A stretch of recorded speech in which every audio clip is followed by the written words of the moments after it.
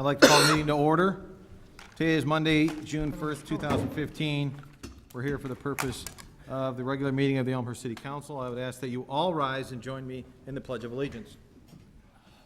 Pledge allegiance to the flag of the United States of America and to the republic for which it stands, one nation, under God, indivisible, with liberty and justice for all.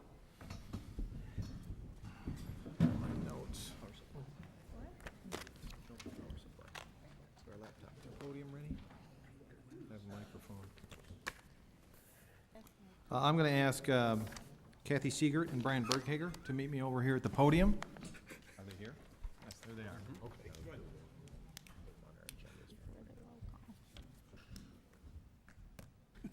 Bring a smile on my face, Mr. Wagner.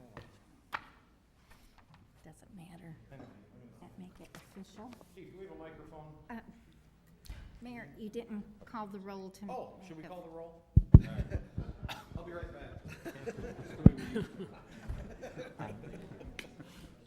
It appears that we have a quorum, but let's confirm that. Well, we want it official, the presentation. You're right. Look at that, I jumped right. I wanted this meeting to go fast. Clerk Spencer, would you please call the roll? Yes, Mr. Mayor. Deuter. Here. Sabatino. Here. Leader. Here. Dunn. Here. Graham. Here. Palumsky. Here. York. Here. Chaluto. Healy. Here. Levin. Here. Kennedy. Absent. Honquist. Absent. Wagner. Here. Mulliner. Here.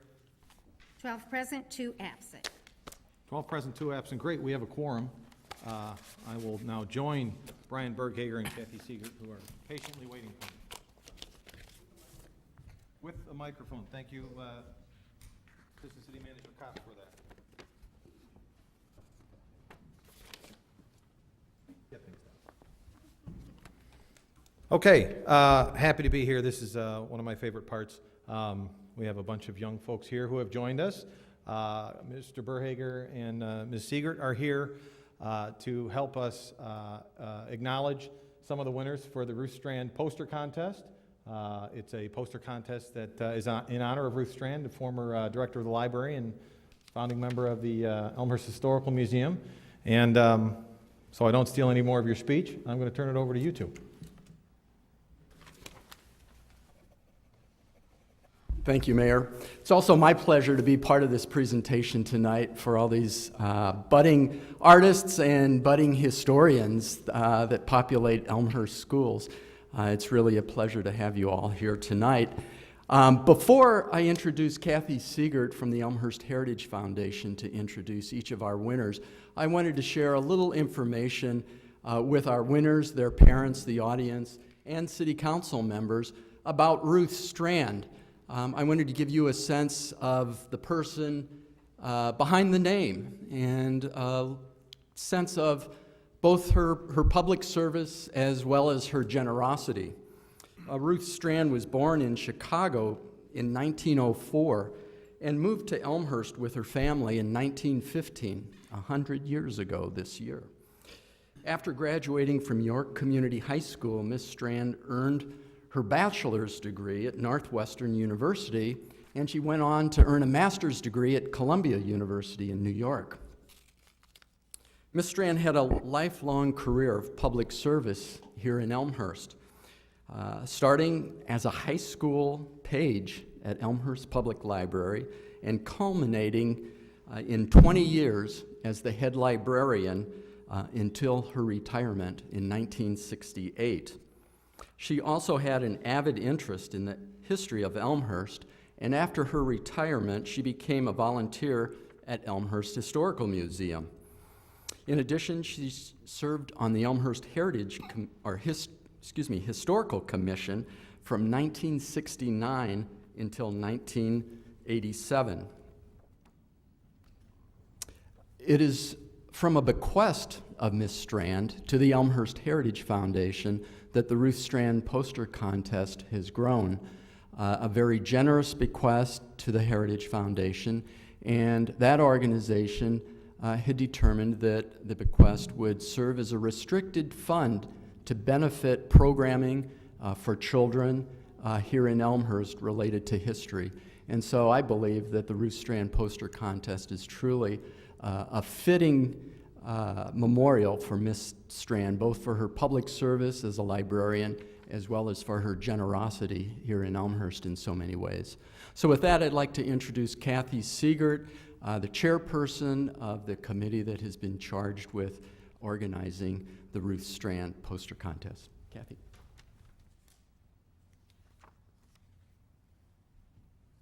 This is one of the joys of being on the Elmhurst Heritage Foundation, introducing history to young children.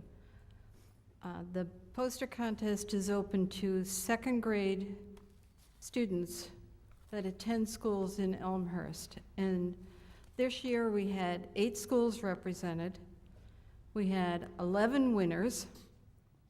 And if a school had 10 students submit a poster, the school received a $100 grant to be used for the school library. That kind of connects the history in the library very easily. The Elmhurst Heritage Foundation provided the funds for that. So, the big deal is these children and their wonderful posters. Out in the lobby, the top 3 winners are displayed on a large poster, but there were 8 others. So I'm going to read some names, and I'd like you to come up, and I'll tell what school you were from and what your poster was about. So Jack Lonergan is from Emerson School, and he did a poster of the Churchville Schoolhouse.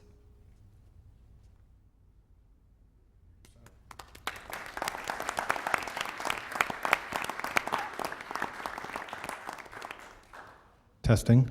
Stay here. Do we want Jack to say what he did now or when they all get up here? I already said what he did. Oh, great.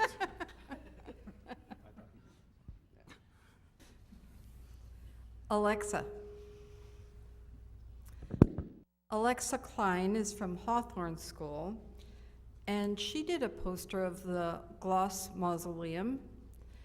I happened to be hosting a friend at the new Elmhurst history exhibit at the museum when Alexa was researching Henry Gloss. And being familiar with the exhibit, I could point out some things for her. And she and her mom had already met with one of the staff members, had gone and seen the mausoleum. So Jack's and Alexa's and the other honorable mention winners' posters are on display at the Education Center. So when you go see the new Elmhurst exhibit, also go over to the Education Center and see all of the posters. All 338 are there. Joe McDonough from Visitation School did a poster of the Elmhurst sign, one of those signs that we see as we arrive in Elmhurst. Joe had to rush here from a baseball game. How did you do? Good. In third place, Belinda Ramos.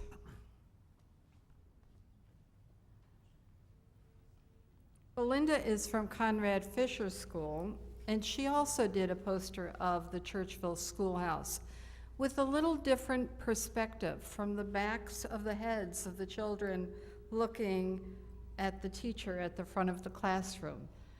Third place winner is up on the poster in the lobby, so make sure you look at that. Zihana Liu. Zihana's from Hawthorne, and she did a poster of the Elmhurst Chicago Stone Company. There because of the Elmhurst Stone Quarry that started many, many years ago. Jackson Bowie. Jackson is from Jefferson School. I have to give a special hurrah for that because that's the school that I retired from many years ago. Jackson did a poster of the York Theater, and at the reception we had at the Education Center a couple of weeks ago, Shirley and Willis Johnson came and had their picture taken, or Jackson had his picture taken with them, and they kindly donated tickets to all, complimentary tickets to the children as part of their gifts. So,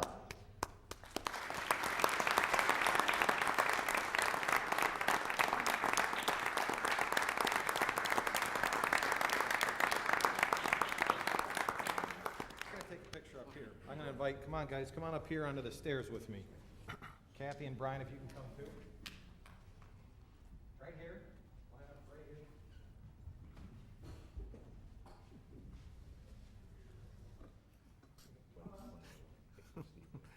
Everybody lined up. Get up one step.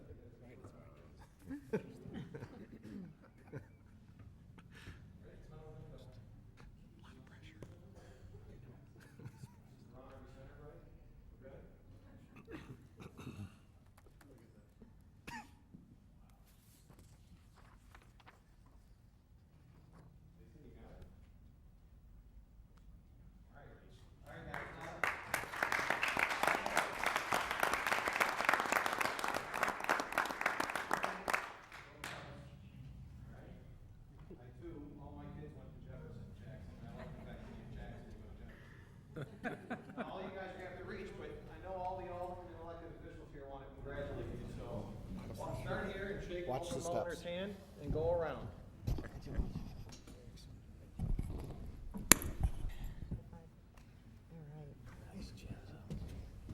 Good job, way to go, buddy. Thanks, Brian. Congratulations, nice work. Congratulations. Congratulations. Congratulations. Nice work. Congratulations. Congratulations. Congratulations. Great work. Congratulations. Cubs, great work. Congratulations. Good job. Congratulations. Good job. Thank you for Job. your hard work. Good job. Oh, how do you spell your last name? Okay. Thanks for your hard work. You're so hip, having it. Thank you for your hard work. No. Thanks for your work. Thanks for your hard work. Congratulations.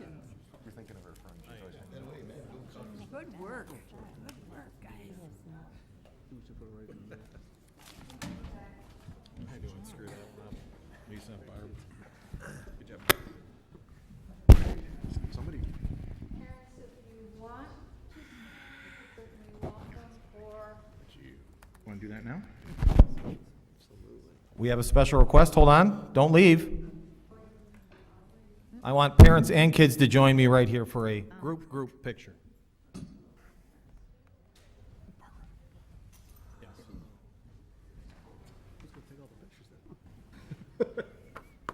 And family. Everybody, let's go. everybody in the council chambers. Everybody. Pretty exciting. Is there gonna be somebody to take this picture? Good job. Oh, yes. Okay. Sorry, Bob, I called you. He'll grow up a sock, man. It'll be fine. No, Cubs. He'll grow up a sock.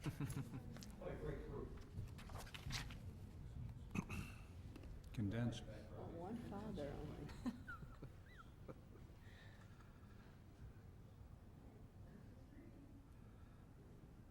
You can run, but you can't.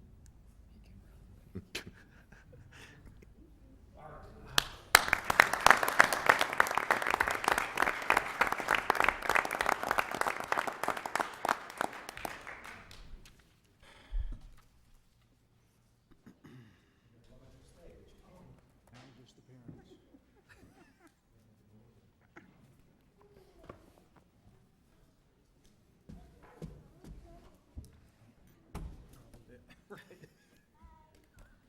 Pretty good, Alderman Levin.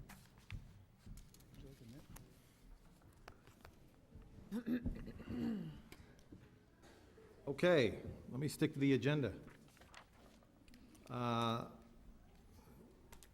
Number 3, written receipt of communications from the public. At this time, is there anybody who has any written communications that they wish to submit to council? If so, please raise your hand. Anybody who has anything to submit? We have two, so come on up and please present whatever written.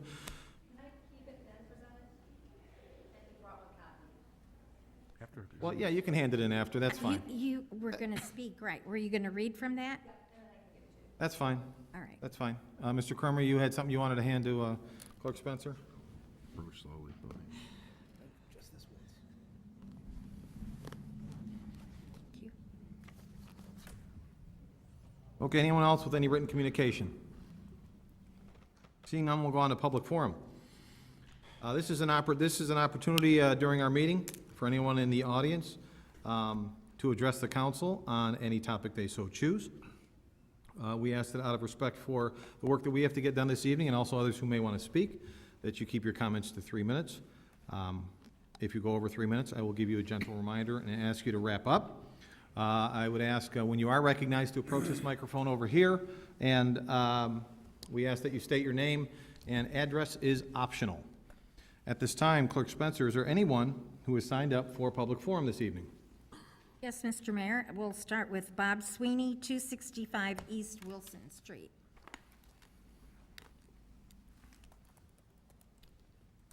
Thank you. Since you just gave my name and address, I guess I don't have to do that. Oh. I am here, thank you for this forum, by the way. I am here to urge the council to consider a repeal of a portion of the municipal code. It's section 44-103, night parking on street. It states, quote, "No person shall park a vehicle on any street between the hours of 3 a.m. and 6 a.m. on any date except physicians on emergency calls or as authorized by the chief of police in exercise of his sound discretion," close quote. As you might imagine, what prompted my appearance here tonight was I got a ticket, but I paid it. I'm not here to make us think about that.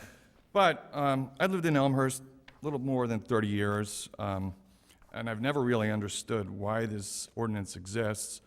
My wife has lived here her whole life, and she doesn't either, but she says it's always been like that. I've spoken with other people who are lifetime residents, and they say the same, and no one really knows why it's out there.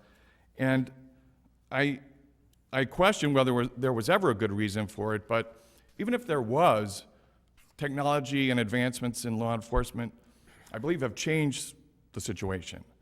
I mean, what happened to me not long ago was that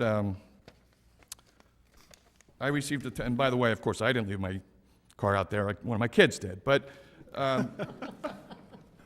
you know, what happened on May 20th was a police officer showed up at, I don't know when they showed up, they wrote the ticket at 3:13 a.m. And so they found a vehicle that had a valid State of Illinois sticker, a valid City of Elmhurst sticker. And my understanding, and if somebody can correct me if they know better, but my understanding is that these days police vehicles are equipped with technology that tells them, by looking at the Illinois sticker, who it belongs to. So the police officer, by doing that, knew or should have known that the guy asleep in the house right there owned that vehicle. A tax-paying, law-abiding citizen. And yet he's dinged for $25 for having a car in front of his own house. You know, I suggest to you that that doesn't make sense. And if a law or a portion of a municipal code doesn't make sense, I think you need to and should change it. Because I think it engenders cynicism and disrespect for the governing body, for the police that execute it. As far as the police, you know, I'm sure the response would be, well, that's what the municipal code says. I mean, if I said, well, why did you give me a ticket? Say, well, that's what the code says. So I ask you to change it. It makes no sense. And it certainly for the owner of the vehicle that is in the house. But I think it goes beyond that. I think the fundamental should be, the presumption should be, people should be able to park where they want. If you're having overnight guests, why can't they park there? So if the police officials can make a strong case that there's a good reason, well, let them come forward and make that case. But to just say, well, it's always been like that, I don't think that's good enough. And I would ask you to start at the beginning. Again, the presumption should be people can park where they want. You know, if you can show otherwise, and then narrowly write a code to address that particular issue, then that's what you should do. But to have a police officer out in front of my house sticking his hand in my pocket to pull out $25 under these circumstances, that makes no sense. Thank you. Katie Munoz, 134 North Larch. I'm Katie Munoz. Mayor Morley, city council members, and members of city staff. I'm here to publicly read a letter hand-delivered to the city last Tuesday, and I'm reading this letter on behalf of the residents of the first block of Larch Avenue. We are writing to open communication and the collaboration on the development of the stretch of Addison Street that backs up to our neighborhood. It is always difficult to approach these conversations because it always seems that any disagreement with development plans is perceived as anti-development. This is certainly not the case on our block. We all know that to be economically sound, Elmhurst needs to move forward to provide opportunities for growth. That said, we also believe that growth should not only benefit our community economically, but it should also be aesthetically appealing and size appropriate to the surrounding areas of our town. If the Addison Street garage is any indication, it would seem that our building heights are going to continue to grow, and this is of great concern to those who live in this neighborhood, and especially for our neighbors who live on the east side of Larch Avenue. Our concerns are centered on building height, privacy, and traffic flow in the alley and onto Larch Avenue as a result of any potential alley parking. After the last open meeting regarding the currently proposed development for Addison Street, my neighbor Carrington Abernathy and I had a chance to speak with the representatives from FFC. We voiced these concerns to them, and much to our surprise, the FCC representatives went right over to the site. This leads us to believe that development of that west side can be a collaborative process. We are asking you to work with us and to include us in the process as the development of downtown Elmhurst progresses.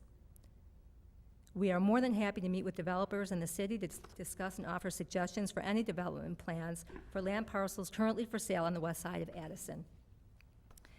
To decrease any negative impact of west side Addison development, we are specifically asking for a following as part of the long-term plan, and I'm just going to mention a few because I know we're short on time. We'd love for building heights to be no higher than 45 feet with a gradual transition, meaning decrease in height in the buildings on the rear elevation of the buildings to create a blend with the houses on the east side of Larch.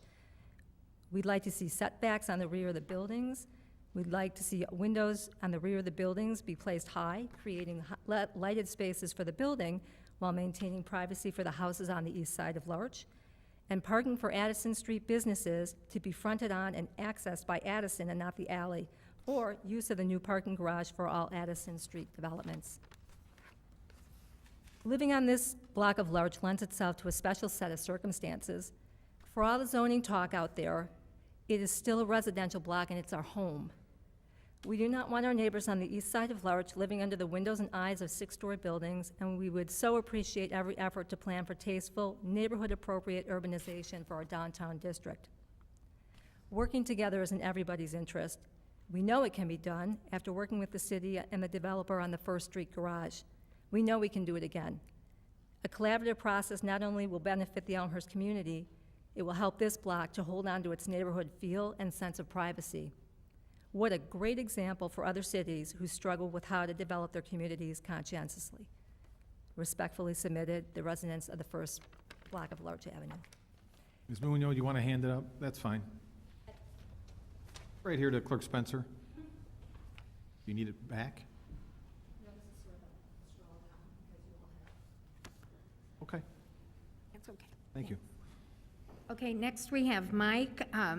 I apologize, but I'm not going to attempt your last name. I can't quite read your writing. It's 677 York Street.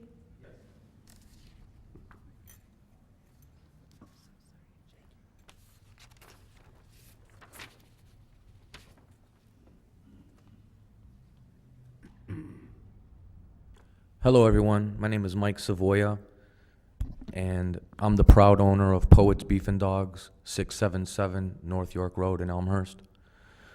Last June, I leased the property. I believe it was a U.S. Cellular before I leased the property. And I'm a poor kid from Bensonville. My mom manages Yorkbrook Apartments with Linda. I'm not rich. I'm not related to anyone from Elmhurst. But as a kid, I grew up going to the York Theater, walking around downtown Elmhurst, and I always looked up to you guys because you're rich and you guys know how to handle business. So to make a long story short, I leased the property, and I was excited that there was a TIF 4 York zone going on, I guess, in my area. So I seen that Mariano's got a few million or whatever they got. I seen that LA Fitness got some money. And I was pretty excited the whole time, thinking I was gonna get some help in that area building my restaurant. So I applied at the village, called a couple times, and they said, you don't qualify. And I said, well, why not? And they said, well, we don't know. We don't know why you don't qualify, you just don't. So I went on to build the restaurant with my own funds. I spent $80,000 liquid and another $42,000 in loans that I took out, but I built the restaurant. The village was great.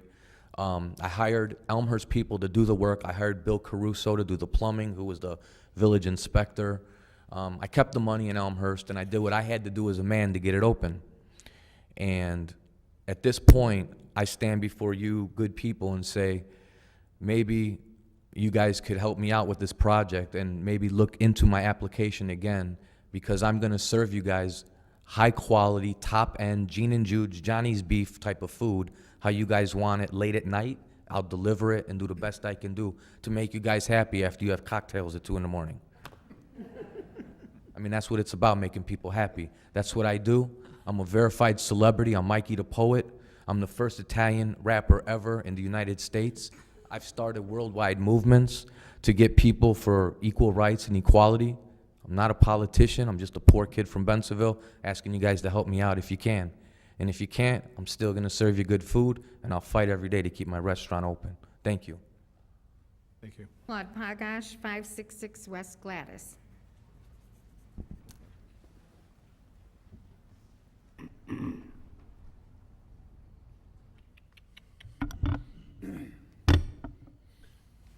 Claude Byridge, 566 West Gladys.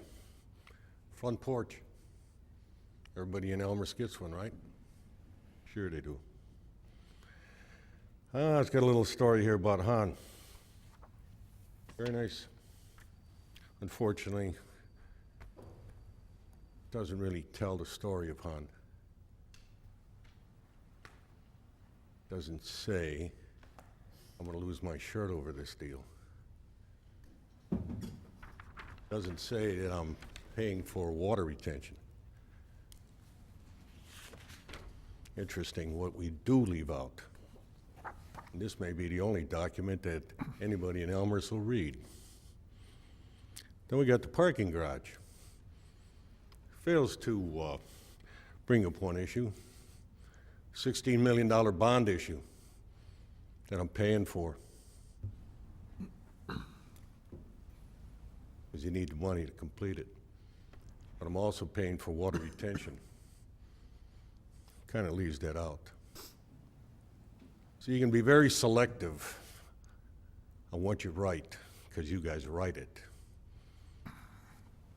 But I would appreciate that if you're going to tell people something about what's happening in this town, you give them the bitter and the sweet of it. And you guys tend to give the sweet of it.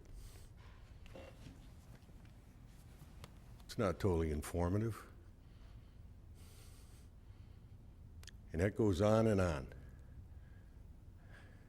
You know, maybe the people have a little more faith in this council and this city government if they heard the truth more often. But we're not going to, are we? I don't know who's scared of who. Are we scared of you, or are you scared of the public? I have no idea. Spent a lot of years here and always heard half-truths and read half-truths. Now tonight I'm going to end with something. I'm not going to get the answers, but I'm going to ask the question. You guys invested in the IMET. Don't have much discussion about from the council on it. You lost money on it. A lot of suburbs lost money. Well, I'll ask how you're gonna replace the money. Yeah.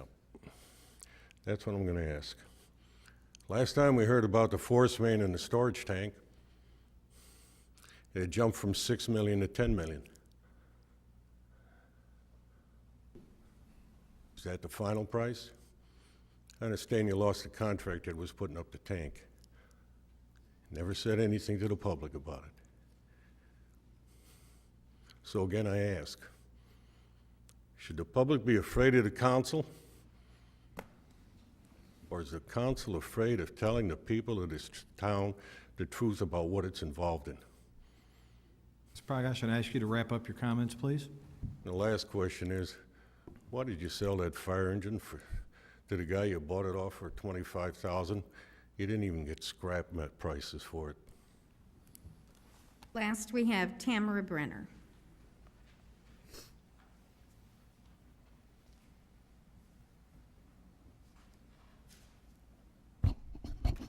Tamara Brenner. There are so many things on tonight's agenda that are worthy of discussion and comment, but I'm pretty sure we're going to have a short meeting like most of the meetings this year are going to be, even though a lot of these things really ought to be discussed if you ask me. Item 6.12 is a Addison parking deck bid, change order number 2 for concrete work. We had no bids. We had one bid, basically. We took a single bid. The first change order was for $90,000 additional dollars, and the second one for $70,000 additional dollars to cover revisions to the foundation, the internal walls, and aesthetics. All those seem like pretty fundamental things. They didn't have that situated in advance, how that was going to go, so we have to have a second change order. 6.14, Addison deck proposal for steel. Last time, we rejected that proposal because we only got one bid and it was over budget, or two bids. It was over budget, so we rejected all the bids. So now we come back again. We've twisted somebody's arm, so we've got a second bid that's slightly less, and we're taking that one, waiving other public bids. I wonder, is the overall project over budget or just this one scope? If this one scope is over budget but something else is under budget, are we okay? Otherwise, what's wrong with the budgeting process here that this thing has been so improperly budgeted? Just going in sequence on the agenda again, 6.17 is for a York and Palmer parking lot underground detention. It's construction bids. I have been asking several times, why is it, and I still would like to know, why we are only getting one bid or sometimes two for all of the pieces of the Addison parking garage jobs. That's a big project, it's big jobs, people should want to do that. But we only get one or two bids. Now we have a bid for an underground detention lot, construction bids. There are 10 bidders on that project. 10 in one page on one project. Why is the Addison garage so different? Again, Addison parking deck proposal for glass and mesh, committee reports 7.1 and 7.2. This one's probably the most disturbing of everything. I'm glad there's a minority report at least. This time, this was one of the rejected bids from last time as well, so we went and solicited more bids.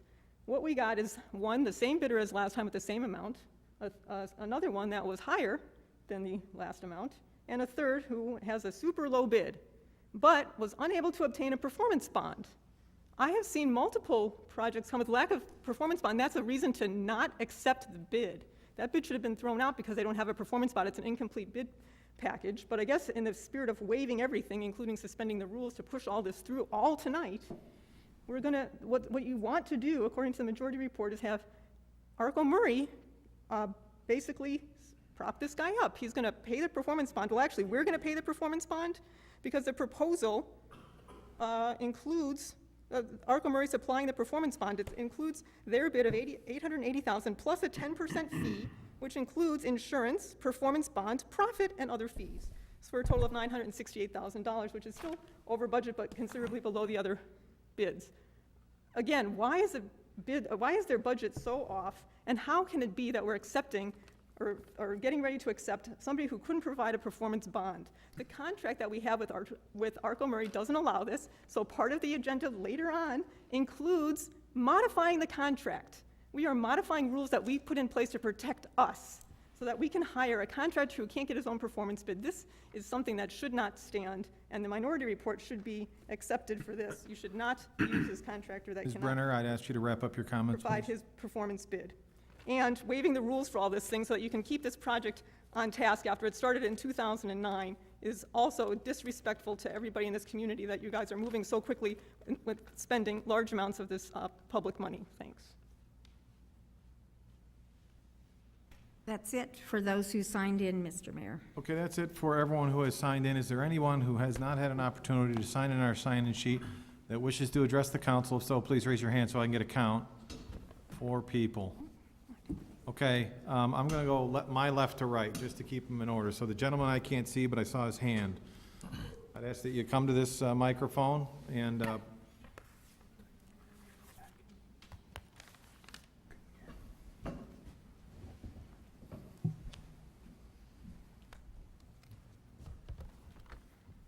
please state your name for the record. Hi, Robert Fleischer, 736 South Washington Street. This is basically just directed toward everyone in the Public Works, the meeting from, I believe it was the 26th of May.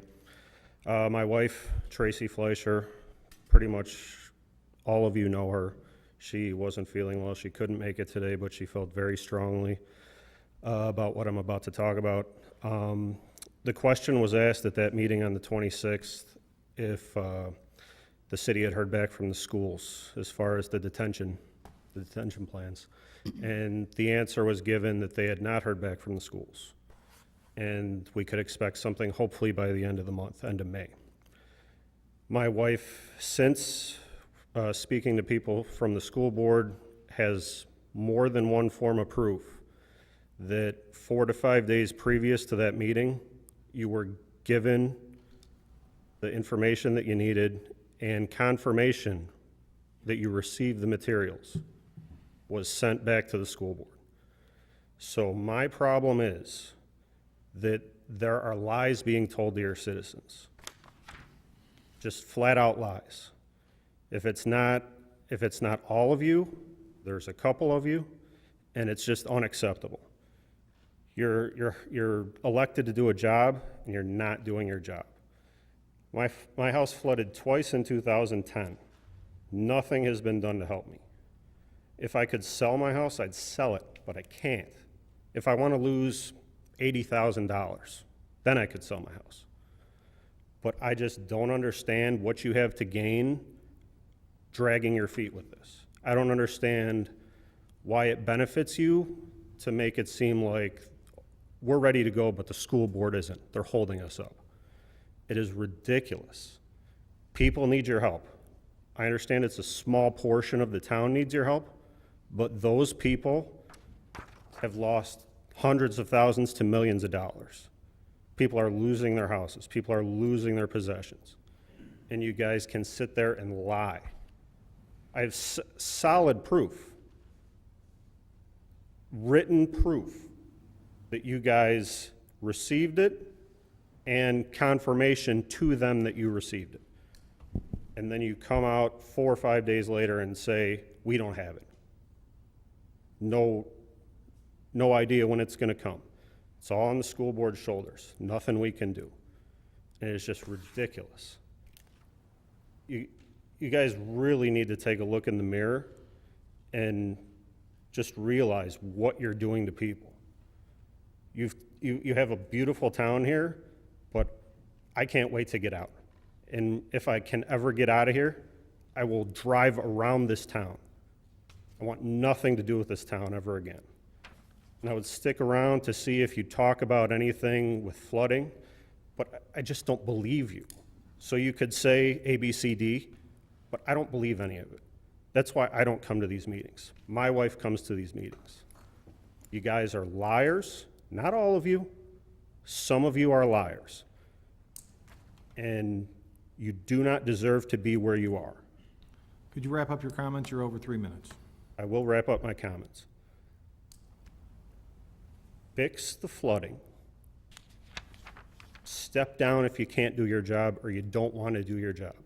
Help the people. That's what you're elected to do. Left to right, Mr. Crumry, I think you were next.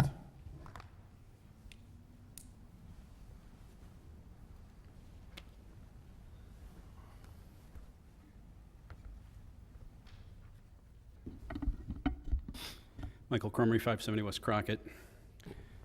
Just a couple of points of clarification from the last meeting. Although the majority of the 40 photos were indeed provided by one concerned resident of Elmhurst, I did want to emphasize that the over 120 pages of emails involved internal dialogue among the city manager, city employees, and a few aldermen. Quick few examples. Email dated April 10th from City Manager Grabowski, April 10th of 2015. Quote, "I've seen small signs connected to awnings in city center start to proliferate." April 10th, 2015, and the city manager now sees signs starting to proliferate, yet he was notified of these violations back in February. Continuing that same email dated April 10th, city manager states, quote, "And we need a plan for the illegal wall sign that New Crepes has." 2 years it took for him to finally admit that it's illegal. Well, here's the plan. Review section 1.06 of the municipal code and start charging the penalty of $25 a day. Specifically, section 106B states each act of violation each day upon which a violation occurs constitutes a separate offense. So that's $25 a day till it's corrected. Wording from another email, subject line, mattress store signs. Quote, "Hi, Bruce. I received a call from Todd Benson regarding the temporary signs at the new mattress store at North and 83. Todd questioned how long the signs could remain before they trigger a code violation. He felt they may already be in violation. Please look into this matter. Many thanks. Norm Leader, 2nd Ward Alderman." 2nd Ward Alderman Bob Dunn and Assistant Manager Mike Kopp were also included in that same email dated August 2014. So, Mayor Morley, City Manager Grabowski, 2nd Ward Alderman Leader, and Dunn.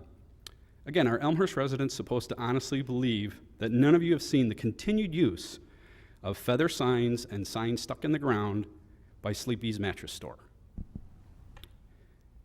Examples of discriminatory enforcement of the sign ordinance. These are excerpts from some of the code enforcement reports. Political sign on Parkway in the 400 block of West Avenue. March 25, 2015, removed a political sign from the Parkway. Claude Pagash, case closed. Claude, I'll give you the documentation so you can file a theft report at the police department. Political signs on Parkway in the 600 block on North York Street. October 2014, drove by, observed 6 political signs that would be in the Parkway, pulled signs and disposed of them. Case closed. Sandwich board sign, 261 North York Street. September 2014, CE officer observed a sandwich board sign across the street on the west side of York advertising computer business located on the east side. Asked that he remove the sign on the west side of York. Removal of a sign from 320 North Myrtle. August 2014, code enforcement officer observed a, quote, art school sign on the Parkway of this address. Officer removed the sign and placed in his trunk. Case closed. Mr. Crumry, I'd ask if you could wrap up your comments. So you're going to enforce that policy, but not this one? I'd ask you to wrap up your comments, Mr. Crumry. So Walgreens, officer informed manager, feather sign not allowed, and code does not allow, or no, I'm sorry, also asked that he remove 2 of the 3 sandwich board signs located at the front entrance. So can the mayor or the city manager provide the specific chapter article of the code that does not allow 3 sandwich board signs, but in fact allows 1? No, of course they cannot, because the code does not allow sandwich board signs at all. Mr. Crumry, you're past 4 minutes at this point, and everyone else has followed our policy. I would ask that you wrap up your comments. As mayor and city manager, you Mr. both have Crumry, do you understand? This is the last paragraph. You've already pre-read my notes while other people were talking, so. I haven't read your notes, Mr. Crumry. Okay. As mayor and city manager, you both have the absolute duty to enforce the Elmhurst Municipal Code and laws uniformly and without prejudice. You are at best engaged in selective enforcement by choosing to further ignore these flagrant violations. At worst, you are complicit. To quote Queen Amidala from Star Wars Episode 1, if this body is not capable of action, I suggest new leadership is needed.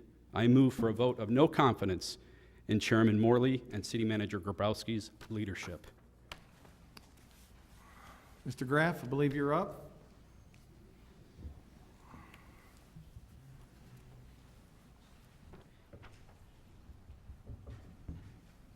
Kevin Graff, 233 Cayuga. As a resident, seeing on the committee reports today a majority and minority report, which Tamara has already mentioned a lot of, just a couple more things about that. I understand that the budget process was done a while ago, never rechanged or modified based off the current conditions, so obviously going out to bid, everything's higher because everybody's working, which is a great thing. Unfortunately, we have a little conflict of interest with Arco Murray, and I would hate to see any of you be in violation of any kind of Illinois statute or ethics by trying to pass something when in fact they're already being paid to govern our parking garage and make sure that it is up to standard because none of us are engineers. So, you know, there is no question here that the minority report should be approved and not the majority report, just for the mere fact of that. I understand it is more money, but unfortunately, based off circumstances that we were all put in with this bid, that's the right thing to do. So, and then we're trying to pass an ordinance later, so that shouldn't even be considered. So I just want to let you know that, you know, I'd hate to see somebody get hit with a misdemeanor or felony offense from the state of Illinois because we're going around our process. And I understand that we can get around the process, but I just feel that it feels shady, all right? And we shouldn't feel that way as residents, and we shouldn't feel that way about this parking garage that's going up. So thank you. And the lady in the striped shirt.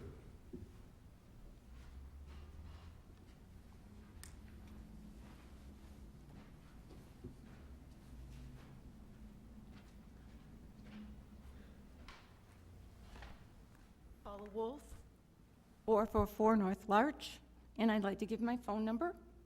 Great. 630-758-0986. Can you pull a mic down? Okay. Thank you. I would really appreciate somebody calling because we have now lost our home insurance. And I think you have helped people out in the past by writing a letter to get them reinstated. The reason we lost our insurance is because we've had flood claims 2 years in a row. We haven't even put our basement back together. Now it seems our garage floor is sinking. And I can't help but believe it's because of the water that's rushing through there. We've heard it.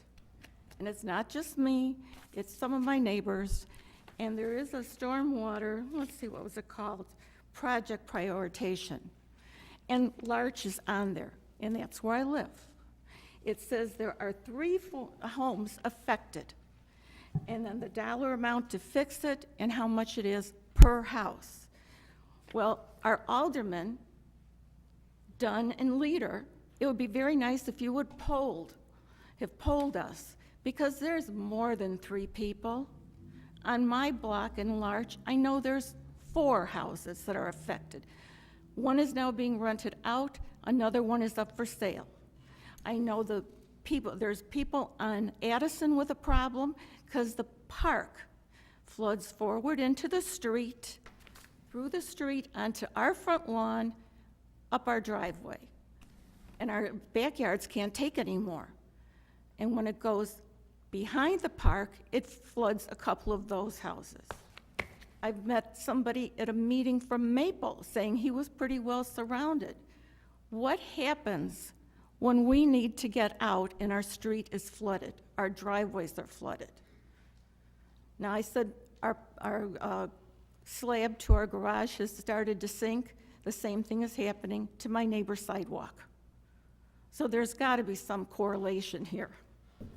And I know there's buyout money, but we don't get a foot of water. We just get enough to ruin carpeting, baseboards, wallboard, and some furniture. And you just kind of look at me like I'm, talking like I don't know what's going on. But I know what we've been living with since 2010. I think we were lied to by the former owners, and we come to the city asking for help, and it's all over. There are pockets of this problem all over, and what's happening. So, I mean, you're elected to the different districts to help us out, well, how about talking to us? Knock on our front door, we'd be happy to tell you. Call us. You have my phone number? And I've been gone for a number of months, and I have to say this one other thing, that when I saw the parking garage when I came home last week, it's like a sore thumb. It's an eyesore. If you want to be like Hinsdale, have some nice shops. Don't put up 6-story garages that just stick out. It's a shame, because it's a nice community.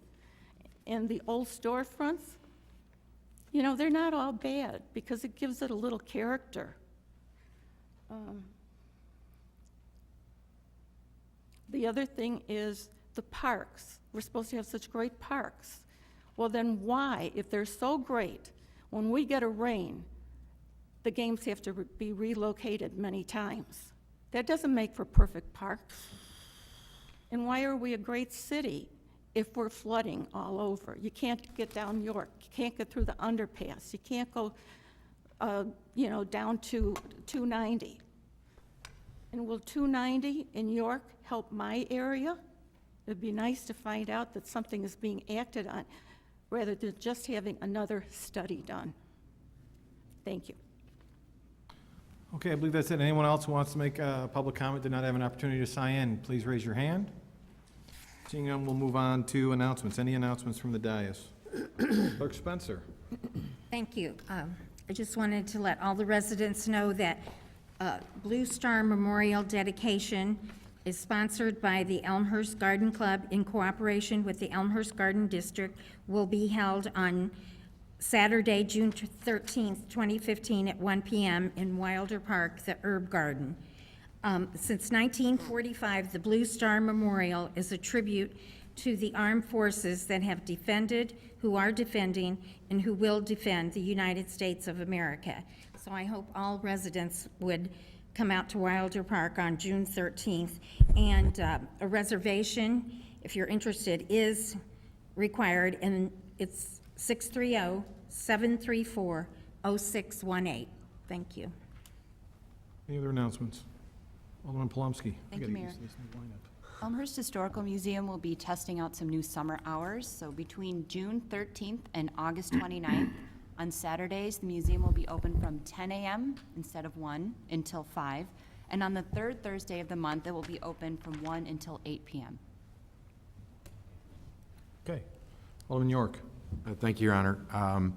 The ride to the DuPage County Complex with Chairman Cronin, originally announced was going to be June 9th, is going to be June 9th. I originally announced as June 16th, so it's a week from tomorrow.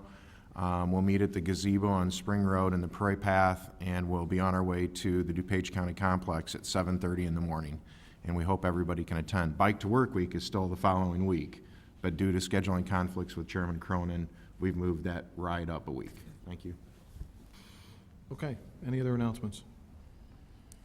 Seeing none, we'll move on to the consent agenda. At this time, is there anyone on the dais who wishes to have any item removed from the consent agenda to vote no or provide further comment?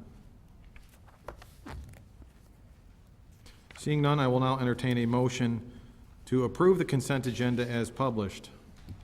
Motion by Alderman Bram, second by Alderman Wagner. Clerk Spencer. Graham. Aye. Wagner. Aye. Mulliner. Aye. Deuter. Aye.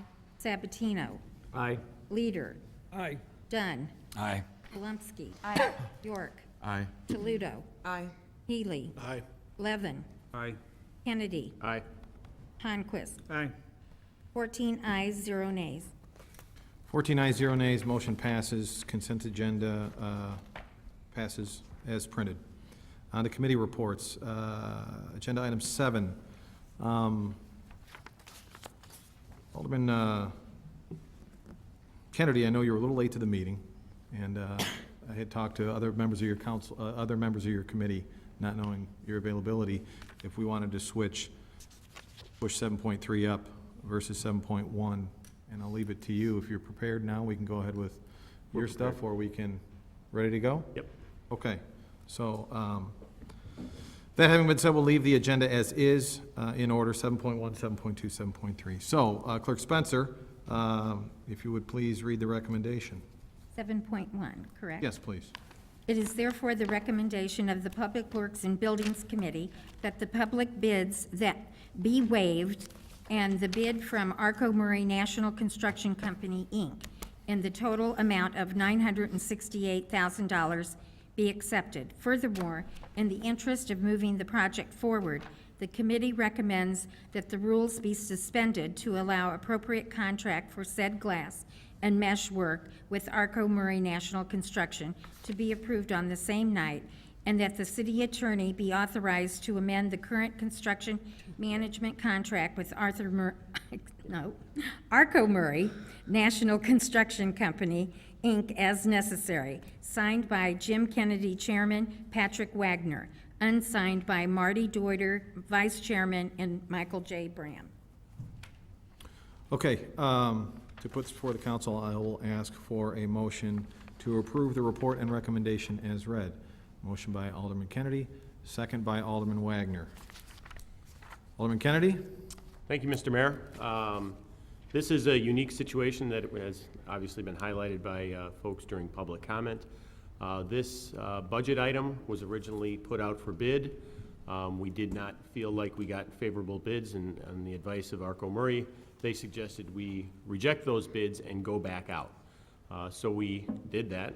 We went back out a second time. We did get 3 bids. We got the original bidder at $1,073,000.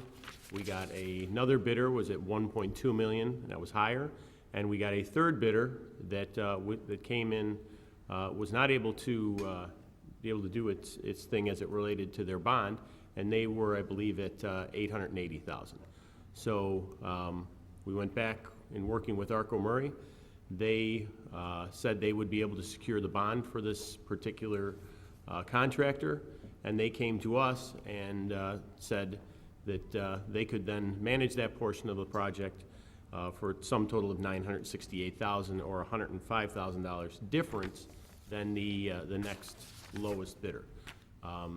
Based on the contract that they had signed with us in its form, it does not allow them to do this type of work, but due to the extenuating circumstances, it can be amended, and that is what they have requested to do, and that's what this report is requesting, that we would ultimately do that along with another item later on the agenda to have that arrangement put into place so that we can get the work done, we can keep the project on track, and ultimately not spend an additional $105,000.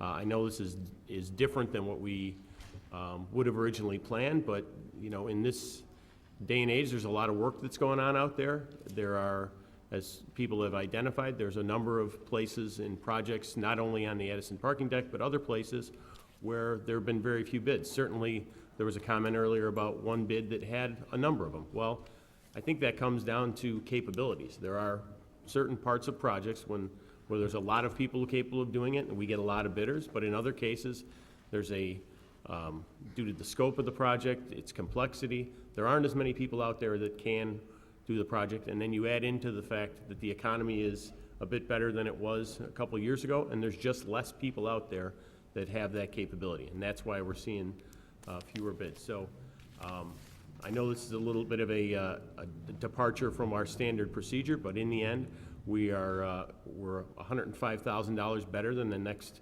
bid, and we have clearly a good relationship with Arco Murray. They're sticking their neck out a little bit to do the bond for this particular contractor and the insurance and everything that goes along with it. So I think it's the right way to go, and I fully support the project. Thank you. Okay, any other comments? Alderman Bram. Thank you, Mr. Mayor. Well, why don't we just jump into it? I'd like to make a motion to substitute the majority report with the minority report. Okay, so we have a motion to substitute the minority report for the majority report. Same Yes. thing said differently? Same Sure. thing, yes. So that's what we're going with. We have a motion same to thing. substitute the Yes, it does. minority report for the majority report. Sure. We have a second on that motion. Alderman Levin seconds the motion. I think both discussions are pretty parallel, so as chair, I'm going to allow them to overlap because I don't want to have to go back and forth between the two. But right now, we are now entertaining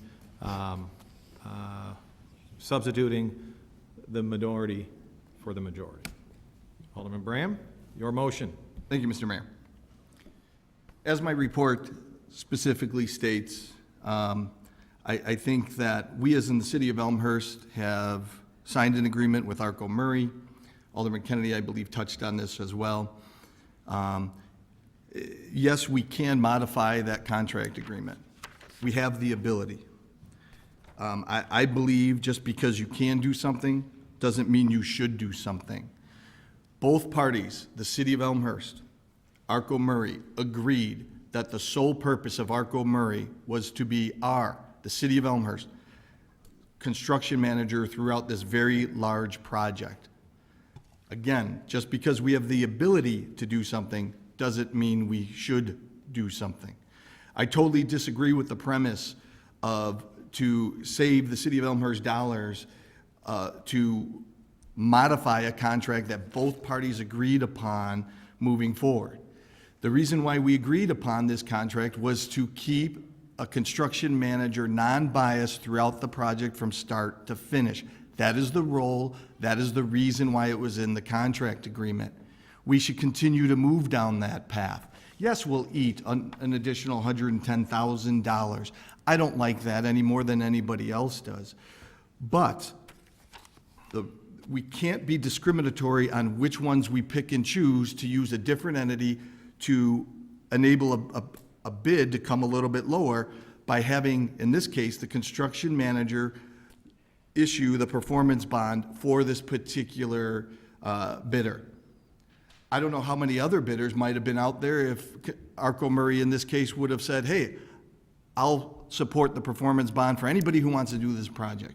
It's not right. It's not the right way to go. It's not the way I want to do business as one representative of the city of Elmhurst. In this, and I asked this in committee so it's no surprise, in this it's a certain amount of dollars, $880,000 plus a 10% fee.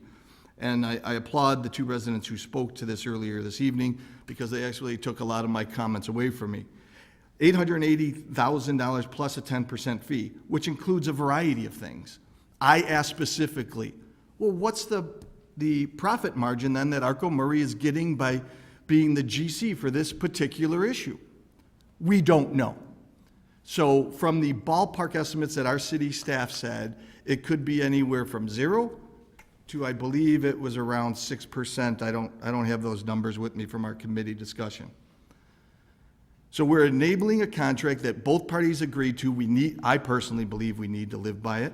In this case, we're saying that it is the right thing to do, the ethical thing, the moral thing to do to modify that contract.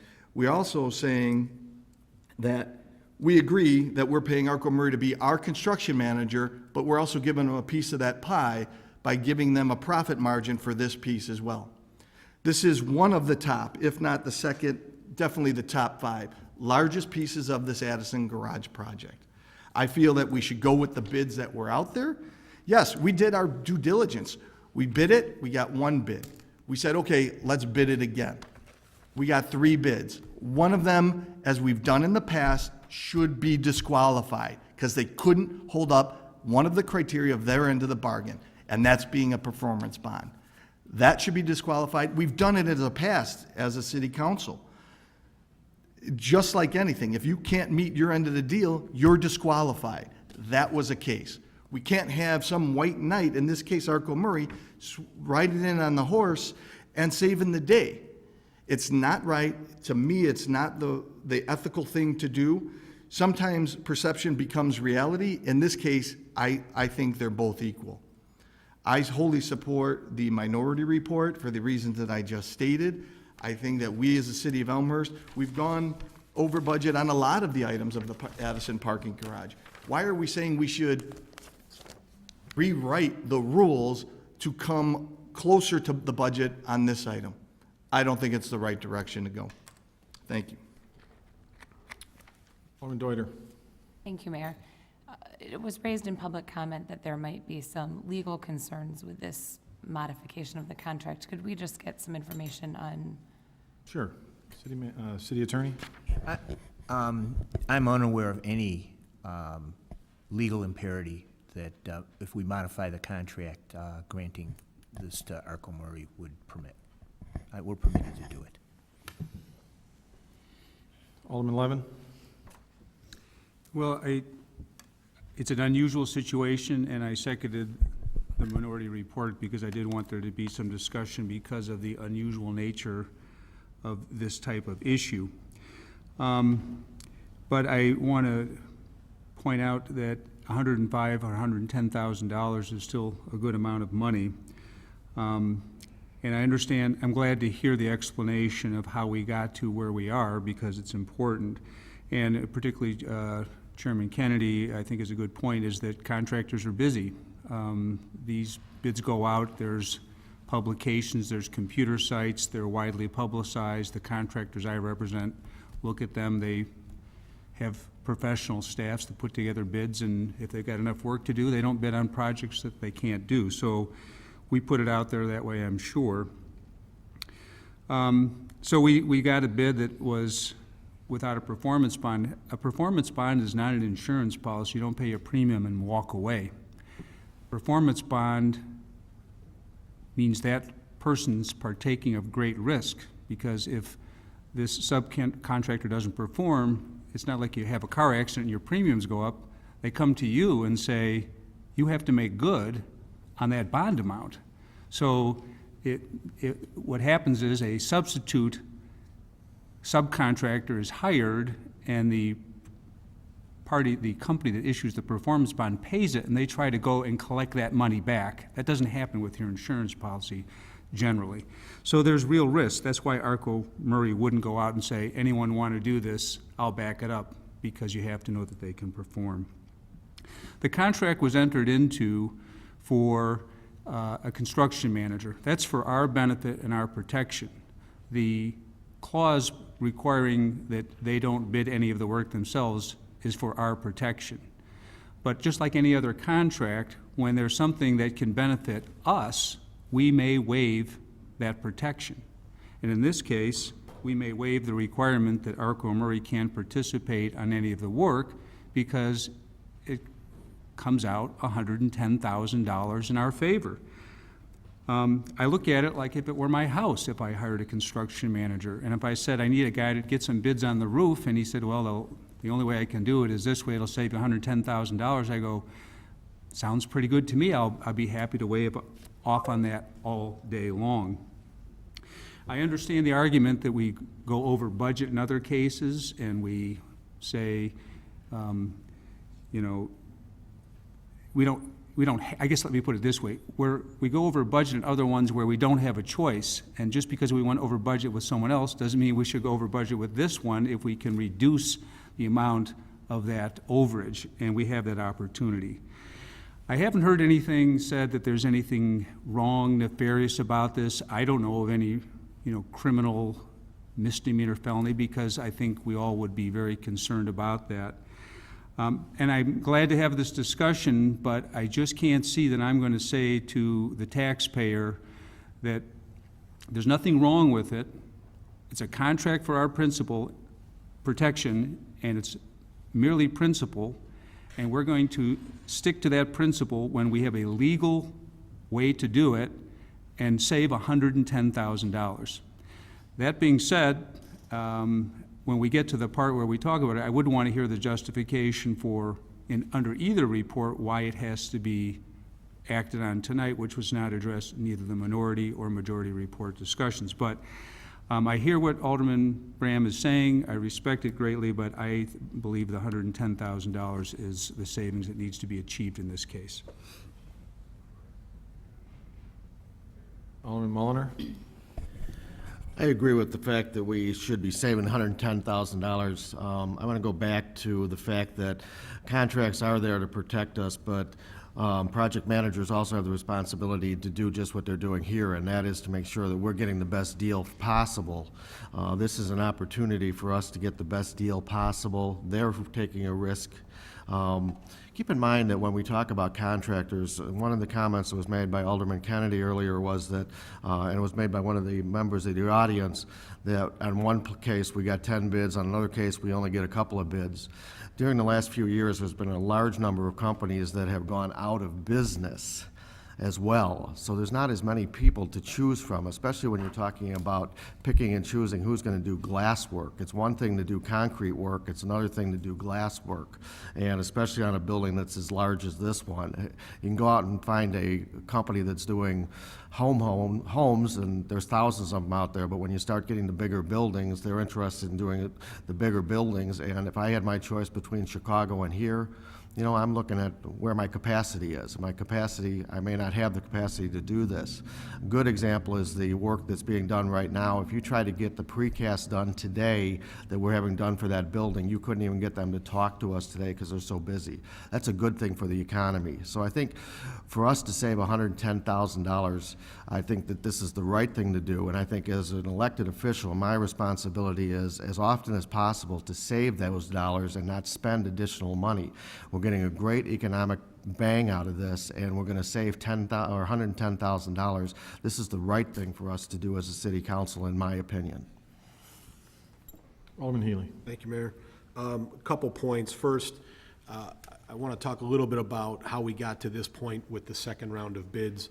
I was still on the Public Works Committee when this original bid package came before us, and we had a lively conversation as a committee about several of the bid packages that came over, and we had a long conversation on how much over budget they were because of the reasons that Alderman Mulliner mentioned. And we specifically told Arco Murray, get active, go talk to people, go talk to people you know about getting better bids, getting the greater number of bids. We encouraged them to do that, and they did exactly that. We got one initially, they came back with 3. Now, one of them, a little unique. I grant it's a unique situation, but we're talking about a performance bond, something, it's not the quality of work. It wasn't they came back with bad references. It was they didn't come up with a performance bond. So Arco Murray stepped in as a general and said, you know what? This saves the city money. This is what they asked us to do, and they filled that gap. Second point, and this is the main point why I won't support the minority and I will support the majority. I often tell residents when they ask me about how I voted or why I voted for a certain way, I say, well, I try to make it like it's my money. I try to make it like if this were my house. Well, this is an easy one for me. And I actually have a deck being built right now.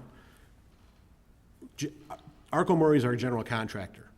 They came up with a way to save us $110,000. So I equate that to my deck, and I think if the guy who's building my deck said, Chris, if we do it this way, I know it's not the contract we signed, and I know it's not what we said specifically, it can save you $2,000. I'm going to say, would I say as a homeowner, nope, do it like we said, I'm going to charge me $2,000 more dollars? Or would I say, well, that makes a lot of sense, thanks. To me, this is exactly that situation. Arco Murray came and said, we'll guarantee it. We're going to charge you to guarantee it. We're going to charge you to guarantee it because, as Alderman Levin said, there's risk there. But City of Elmhurst, you're going to save $105,000, $110,000 over what you'd pay otherwise. That's an easy decision in my book. Thank you. Alderman Deuter. Thank you, Mayor. You know, there's no part about these circumstances that are ideal. This is clearly not an ideal set of circumstances. But I do think we had a construction manager who did its job and stepped up and found a way to get quality work done at the lowest possible price. So I do understand those circumstances, and I appreciate the discussion we're having now. I didn't sign either report that came before our committee or came to our committee for consideration. And the only reason I didn't, at the time that we had our committee discussion, the reports had not been drafted. There were a couple of questions that were outstanding, so staff answered some of the questions, presented a majority report, presented just one report at the time.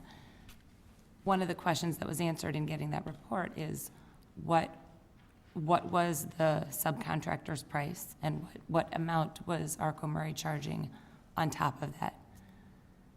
My comments back to staff after I had a chance to look at the report was, can we get a better deal than what Arco put forth in their bid?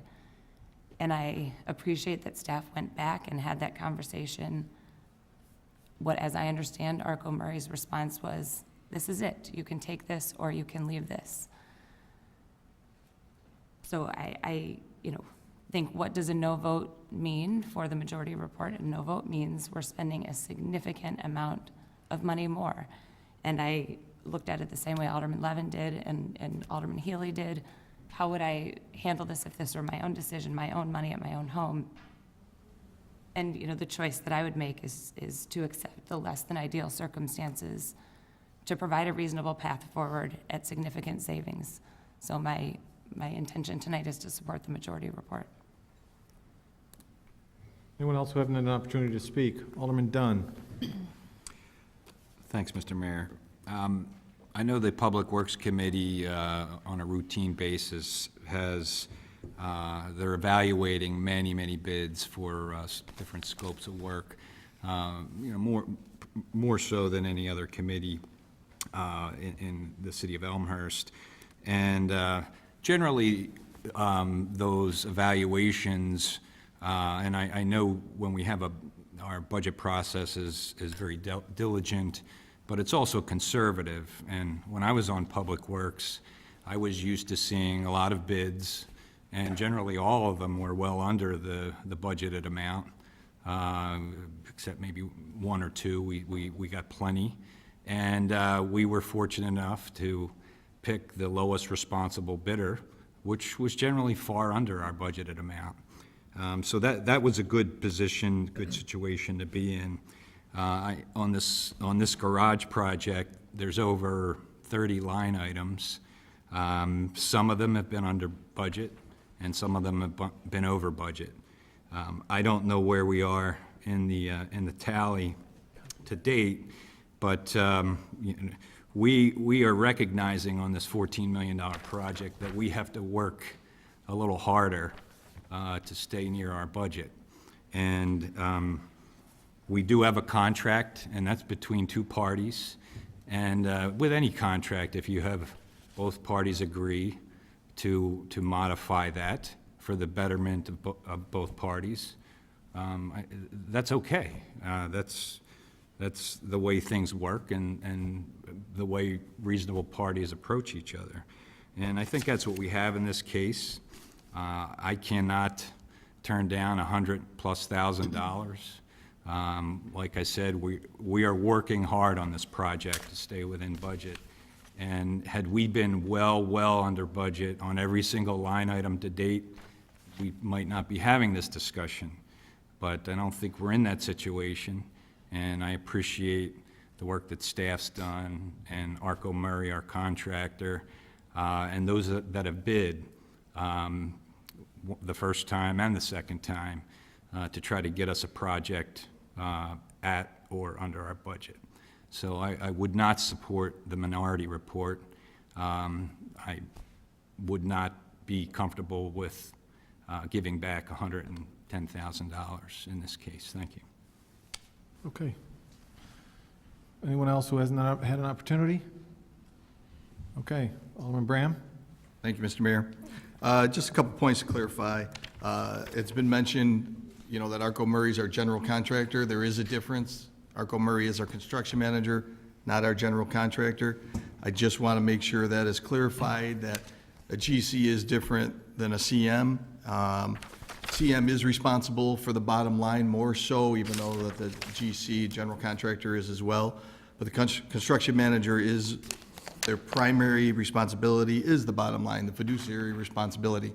I quite honestly, and I'll say that I don't know with the contract between the city of Elmhurst and Arco Murray if there are some type of stipulations on where they will come in.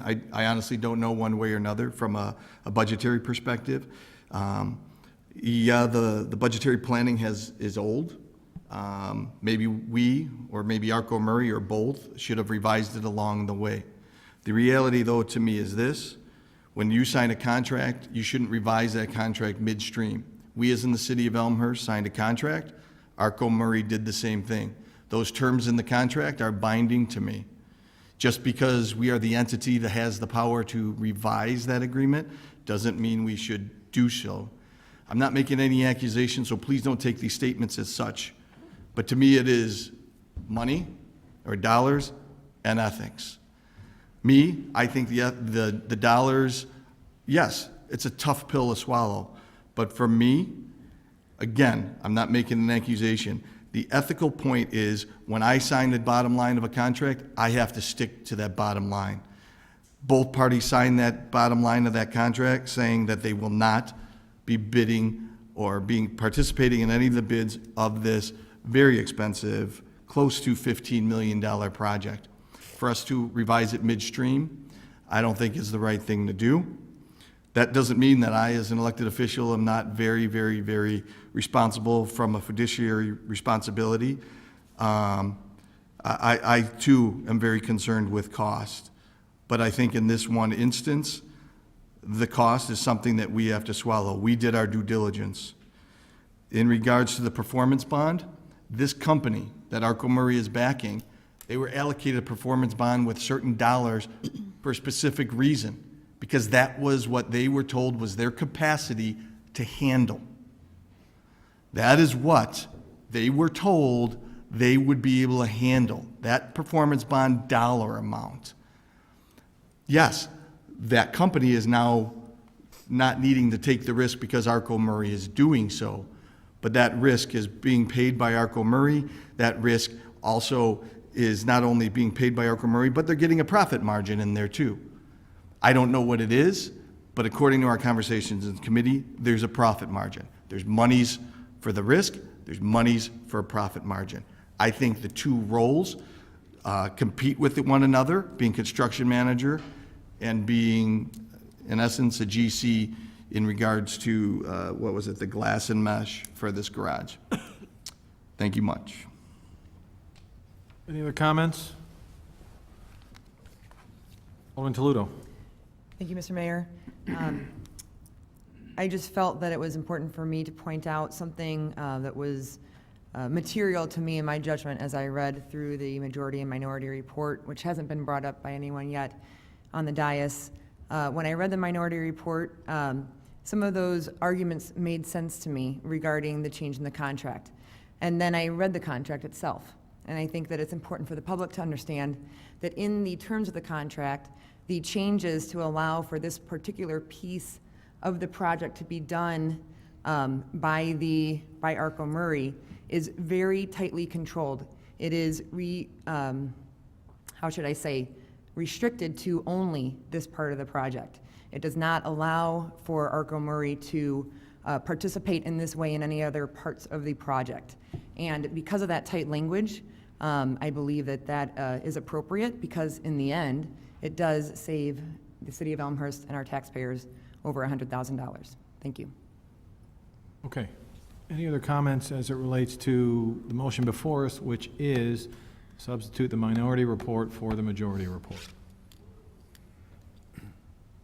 Seeing no other comments, Clerk Spencer, I will ask you to call the roll on this. So this is this is in support or not support of Alderman Bram's motion to substitute. Clear? Everyone clear? Sometimes it gets confusing when we do the substitutions. Bram. Clerk Spencer. Aye. Levin. No. Kennedy. No. Onquist. No. Wagner. No. Mulliner. No. Deuter. No. Sabatino. No. Leader. No. Dunn. No. Polumsky. No. York. No. Toledo. No. Healy. No. Did I get everybody? Okay, that's 1 aye, 13 nays. 1 aye, 13 nays, motion to substitute fails onto the original motion, which is support of the majority report, 7.1. Additional comments? Seeing none, I'll ask Clerk Spencer to please call the roll on the original motion. Kennedy. Aye. Wagner. Aye. Mulliner. Aye. Deuter. Aye. Sabatino. Aye. Leader. Aye. Dunn. Aye. Graham. No. Polumsky. Aye. York. Aye. Toledo. Aye. Healy. Aye. Levin. Aye. Conquest. Aye. 13 ayes, 1 nay. 13 ayes, 1 nay, motion passes. Agenda item 7.1 passes.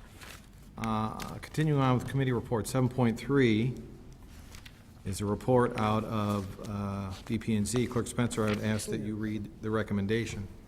Therefore, the Development, Planning, and Zoning Committee recommends that the City Council authorize city staff and city attorney to negotiate a purchase agreement with Fitness Formula Clubs for the sale and development of 138-142 Addison Avenue. Signed by Scott M. Levin, Chairman, Mark A. Milliner, Vice Chairman, and Michael Honquist. Okay, to put this before the council, I will ask for a motion to approve the report and recommendation as read. Motion by Alderman Levin, second by Alderman Mulliner. Alderman Levin. Thank you, Mr. Mayor. I would like to present a little overview to bring the council up to date on what the committee's been doing, and then I would like to, at the end of my remarks, ask the council I'll be making a motion to suspend the rules so that we may hear from FFC, so that the council will have the benefit of some of the information that the committee has heard in greater detail than I will present on the specific project. By way of background, the new parking garage was undertaken and pointed out to the obvious that we certainly didn't need 2 surface lots across the street from that new parking garage that was going to give us so much capacity. When it came to DPZ, the discussion was split between should we just list the property for sale, or should we do an RFP and undertake some sort of development project? And I will say that our committee's approach was somewhat different. I don't think it's ever been done this way before. It was to sort of take a halfway measure and do a limited RFP. It was very short, maybe 5-6 pages, and with the idea that the city wasn't going to participate in a significant way as we would in Han Street or the parking garage, but to retain some control so that we would be able to have a choice, if available, on what would go in that location. The RFP went out, and I was pleased to see, I think the committee was pleased to see, that we had 2 well-qualified proposals. One is the one we'll be talking about tonight, which is the FFC proposal for a high-end fitness center. And the other one was by Next Generation, which was a developer who was proposing residential. It wasn't clear if it was going to be condo or if it was going to be apartments. And we heard presentations. We opened it up for any residents or other aldermen who wanted to come by and ask questions, and I think we were able to get a lot of information in those meetings. Before our last meeting, last Monday, Next Generation withdrew its proposal, and we were left with the FFC proposal. When I say we were left with it, I don't think anyone on the committee felt that it was a choice between 2 very good proposals, and we went down the road and had some additional discussion with FFC. There are concerns not about that the committee had, not about the project itself, but neighbors, as we heard some public comment tonight, who are concerned about any development that would go there, and having some voice in what is built, how it's built. I don't mean whether it's a fitness club versus a residential, but in terms of how the project goes to accommodate different concerns. Personally, I was pleased that FFC showed initial initiative in being responsive to the neighbors. They went out, met with neighbors. When they came back to the last committee meeting, there was concerns about sight lines and could someone looking from the back of the proposed facility, see into the yards, and they actually showed what adjustments they could make on the sightlines, lowering some walls, and being willing to engage in a dialogue with the people in the neighborhood. There was adjacent properties that had some concerns, and those may be addressed. What I'd like to do, and again, it was not our job to, I think we thought we would be maybe vetting some proposals. We might be ranking them, but we're ranking a good proposal number one, I would say. And the report then, if it's approved, would be to send it to the city manager, city staff to begin negotiations for, we have a price, we have a good price, we have a project, we've seen the plans, but there are other things that go into a contract to talk about concerns of neighbors that we've talked about, and there have been commitments and a few other open issues. So with that, Mayor, I would like to make a motion to suspend the rules and ask Gail Landers, who is the president of the company, if he would provide the full council with some additional information. Okay, a second on the motion by Alderman Mulliner. I think we can do this by voice vote. This is, well, we're going to do it by voice vote, and then I'll chat a little bit about it afterwards. So all in favor to suspend the rules to allow Mr. Landers to pretty much present to the rest of the council his plans. All in favor say aye. Aye. Opposed? Okay, motion passes. And I think Mr. Landers, Mr. Kopp, do we have a PowerPoint? Do we have it set up? Okay.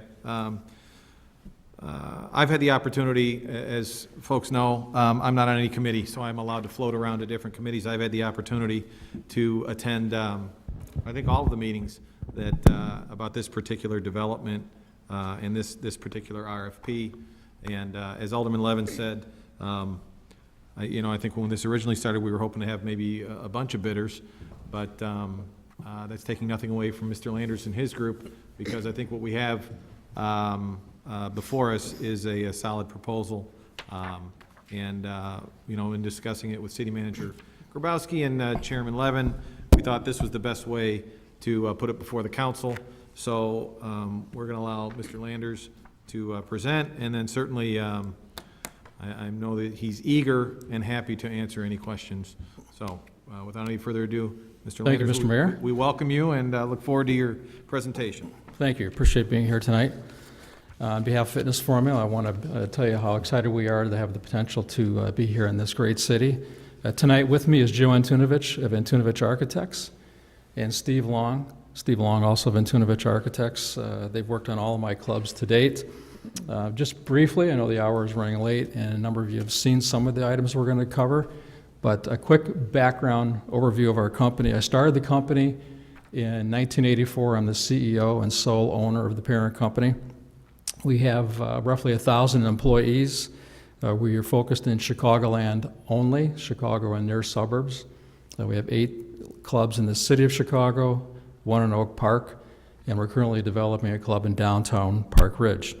We've had the opportunity to prosper in both residential and employment-based type populations, in both single and family type locations. So we've had a lot of experience at these types of demographics and these types of what we call walkable urbanism types of locations. In a moment, Joe is going to take you through the renderings and give you a brief overview of the facility. I'd just like to point out just a few of the benefits that we believe, you've probably seen it in our literature. But number one, we're going to drive roughly 1,000 plus people to this site on a daily basis. And as a result of that, we will bring a lot of foot traffic to Addison Street. We're going to ignite Addison Street, and we hope to, as time goes by, benefit the other retailers that will come to Addison Street in due course, and or in your current parking garage that's going to be there.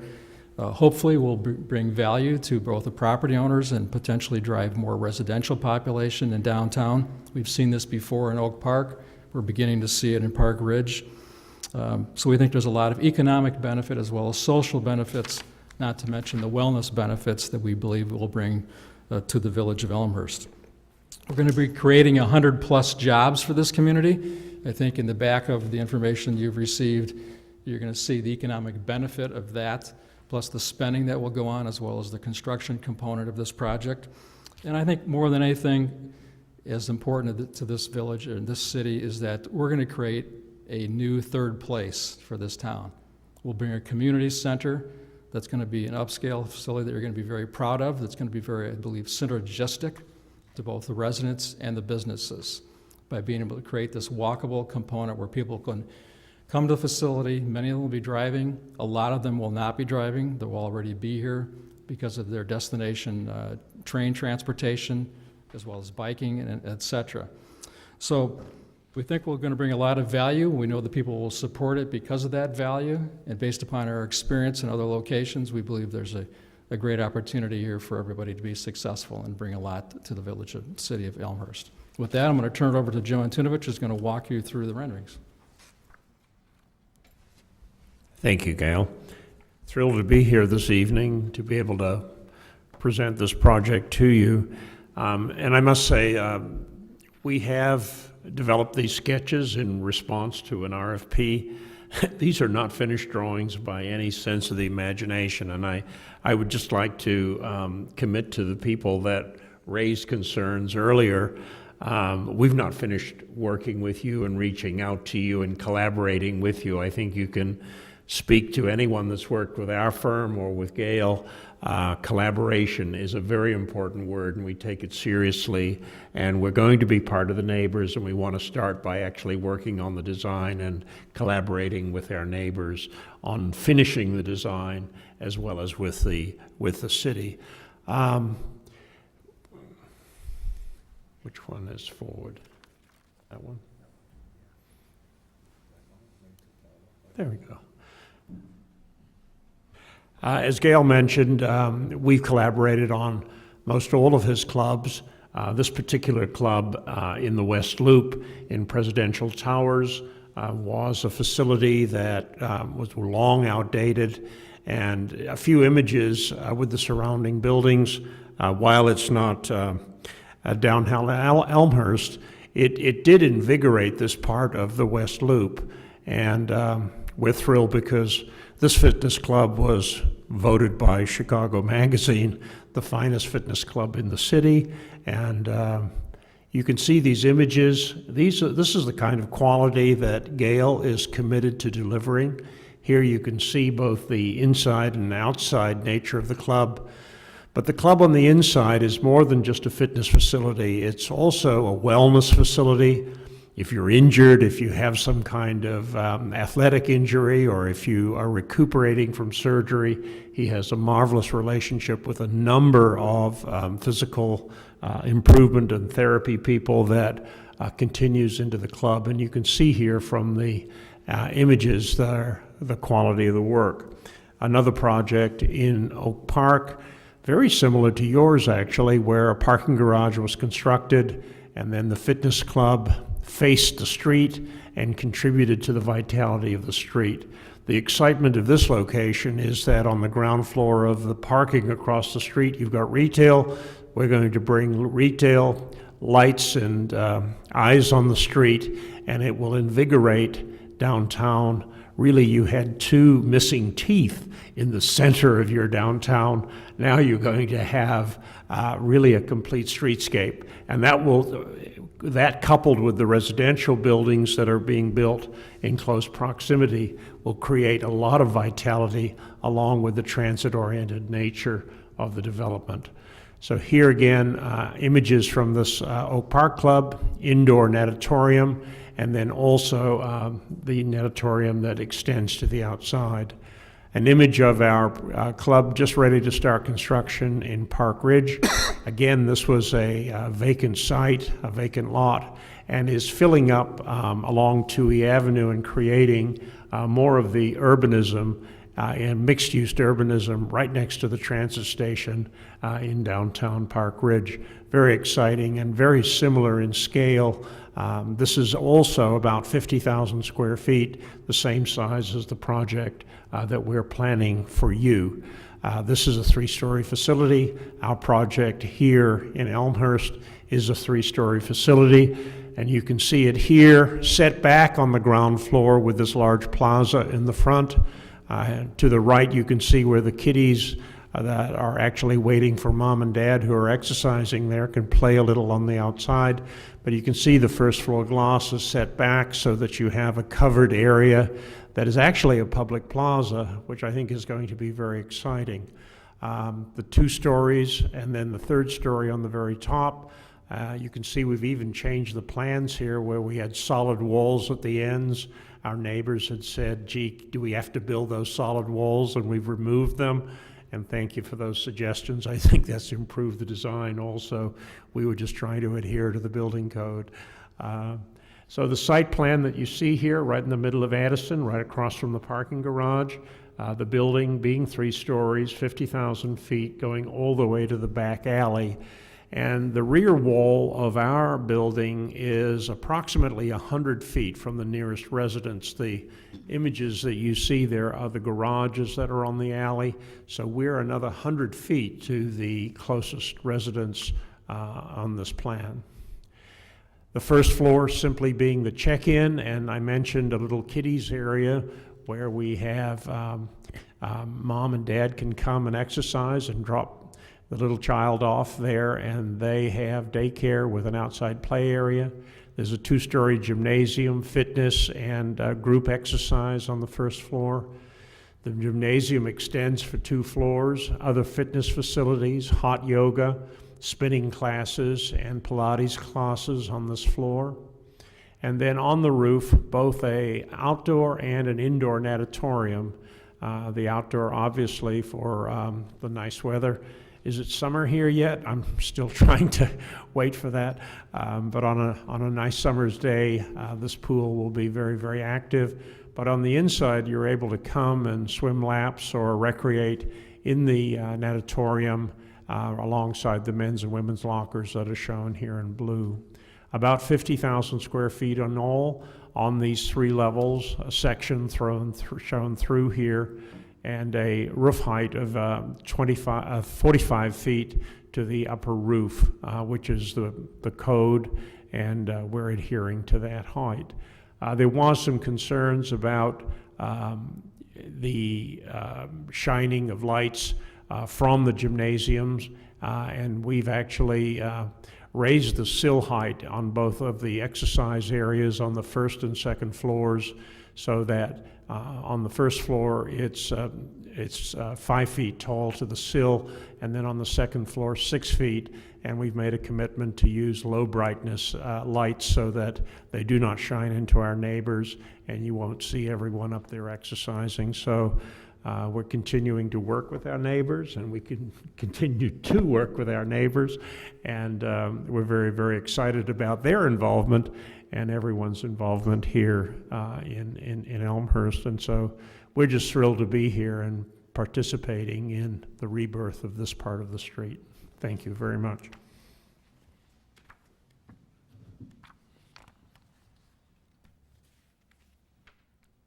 Mr. Landers, is that the extent of your presentation this Yes, it evening? is. Yep. Okay.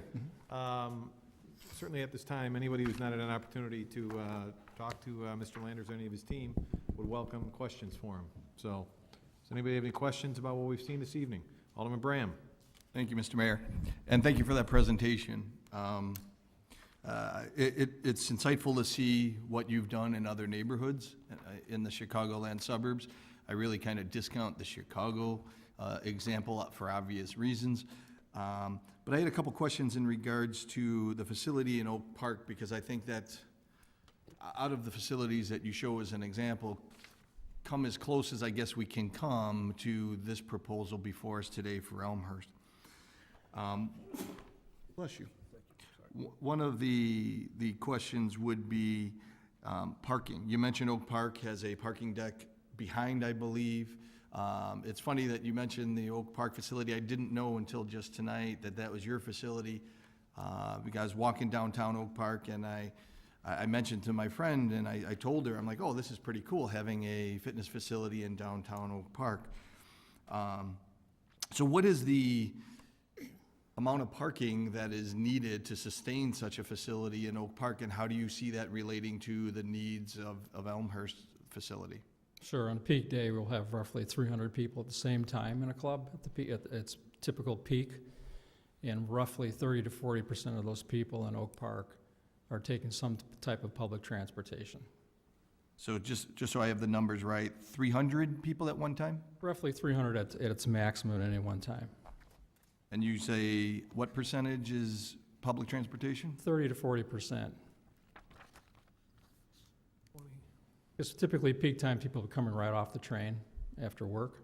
Okay. And that's peak time for the club. So it works ideally for public transportation usage. Now, does that include, do those estimates include, and I do understand their estimates, do those estimates include employees? And how many employees approximately at one time if it doesn't include the employee count? It doesn't include the employees, but most of our employees take public transportation, especially the Oak Park neighborhood. We would anticipate a lot of them here would do the same. And for this facility, where's the, I don't want to make the assumption, so I'll ask the question. Those 300 at one time, or let's even ballpark it at about 175 that aren't taking public transportation, do you foresee the use of the parking garage across the street to be utilized to fulfill that capacity need? Or is there additional parking? I saw the renderings, it seemed to be about 10 spots, or maybe less, on site. But do you see all of that being utilized in the parking deck across the street? A lot of the people are already parking downtown. They're using other garages and they're getting on the train. So it depends on where they're going to park at and where they're going to, emanate in terms of getting on and off the train. So I would assume that the majority of them might use that garage, but some of them I think are already parking otherwise for other purposes or their walk-to destinations. Okay, thank you. One of the only other question I have for your team is, it was just mentioned about the building code, talking about cold and not being summer yet. The building code required solid walls. Can you go into more detail on how that was revised? Or I should say, how has that been proposed to be revised? I knew there'd be a question if I brought it up. Originally on this rendering, where we have the building cantilevered over on either end, we had solid walls. But if those buildings on either side are to be there in the foreseeable future, that area can be open. That area can be open. And that's something we'll continue to talk to the building department about. But our interpretation of the building code is that we can actually open that up and leave that like that. So if those buildings ever were to go away and another building was to be built there, the wall that's on our neighbor's wall would have to be replaced as is. But we could keep that open. As we are going to an occupied space a little bit further back, we're obligated to have a firewall then where our building starts. But where we have it open there on the ground floor, we don't need to have a wall at that location. So where you're saying, if I may follow up? That's correct, in that area there. Right, where the posts are in the front of the building? Yes, yes. And in fact, our neighbor, Mr. Daniels, with the building to the left, had requested that we remove that, and we have. Remove the wall itself? Yes, and he's got some windows on the ground floor, and so we think that was a great idea. He'll be able to look out into the courtyard now. Okay, so was that, I'm a little bit confused, is that, removing that wall, is that per code or a variance of code? Well, we had put it in both for privacy and we thought that we'd need it for code, but actually looking at the code further, because we are open in that whole area underneath the third floor, it is not required by code, and we're able to keep that open. Okay, because the first time you spoke, I thought you said it did not meet code. If I'd said that, it's not really what I meant. I apologize. It might have been my misinterpretation. Last question, how do you foresee, I mean, we're talking about, my initial questions are about patrons, where they're going to park, et cetera. What about, I don't think there'll be much, I don't know if there's a cafe in here proposed or not, or anything along those lines, but what about deliveries? How do we expect to get deliveries to this facility? Is that from the behind, from the alley perspective? Is that in the front? How will that be accomplished? We have very few deliveries, and the deliveries will be a service will take place from the alley in the rear. Traditionally, that's how alleys that's why alleys were built, for service from the rear. So trash and things like that will come from the rear. We get the occasional UPS and Federal Express deliveries through the front. We do have some small sale of athletic facilities, but really for the participants on the inside. And any of those deliveries usually come in the front via UPS or from Federal Express. Thank you. Alderman Healy. Thank you, Mayor. Maybe a little premature to ask this question, but have you started to consider stormwater management, incremental stormwater management? I'm guessing that this property would be held to the county code. Has there been any conversation, and maybe this is to Chairman Levin as well, about water management techniques and what we may be able to do incremental on this property? We will meet all of the stormwater management requirements on site for this property. And if there's retention, there will be retention required, and we will have tanks below grade on our property to do that, to handle our part of the stormwater management for the site. So when you say tanks, tanks to handle the stormwater that your site's going to create, the retention for your site, 60%? Right. It's a holding mechanism so that when then we can discharge at a flow rate that's acceptable both to the city and to the county. And are you going to retain all of the water or 60% of the water based on the formula? We will retain the code required amounts that the county and the city call for. Thank you. Okay. Oh, Alderman Mulliner. I just want to make one correction. There was a comment made about them having on-site parking. There is no on-site parking. The parking you see on the renderings are the other buildings adjacent to it. That's correct. Okay. Any other comments? Alderman Levin? So as it's designed, there are a number of negotiations and things that have to be worked out. I think part of that would include some of the commitments to the neighbors being part of the contract as it goes forward. We had not talked about water retention. I assume they're going to use that, just pump it right up in the pool. Is that the way it's done? Yeah, so, I think that's all for the committee's presentation. Okay. I anticipate further discussion, but can we let the applicant sit down? Okay. Gentlemen, thank you for your input, and I'm sure you'll be hearing from us.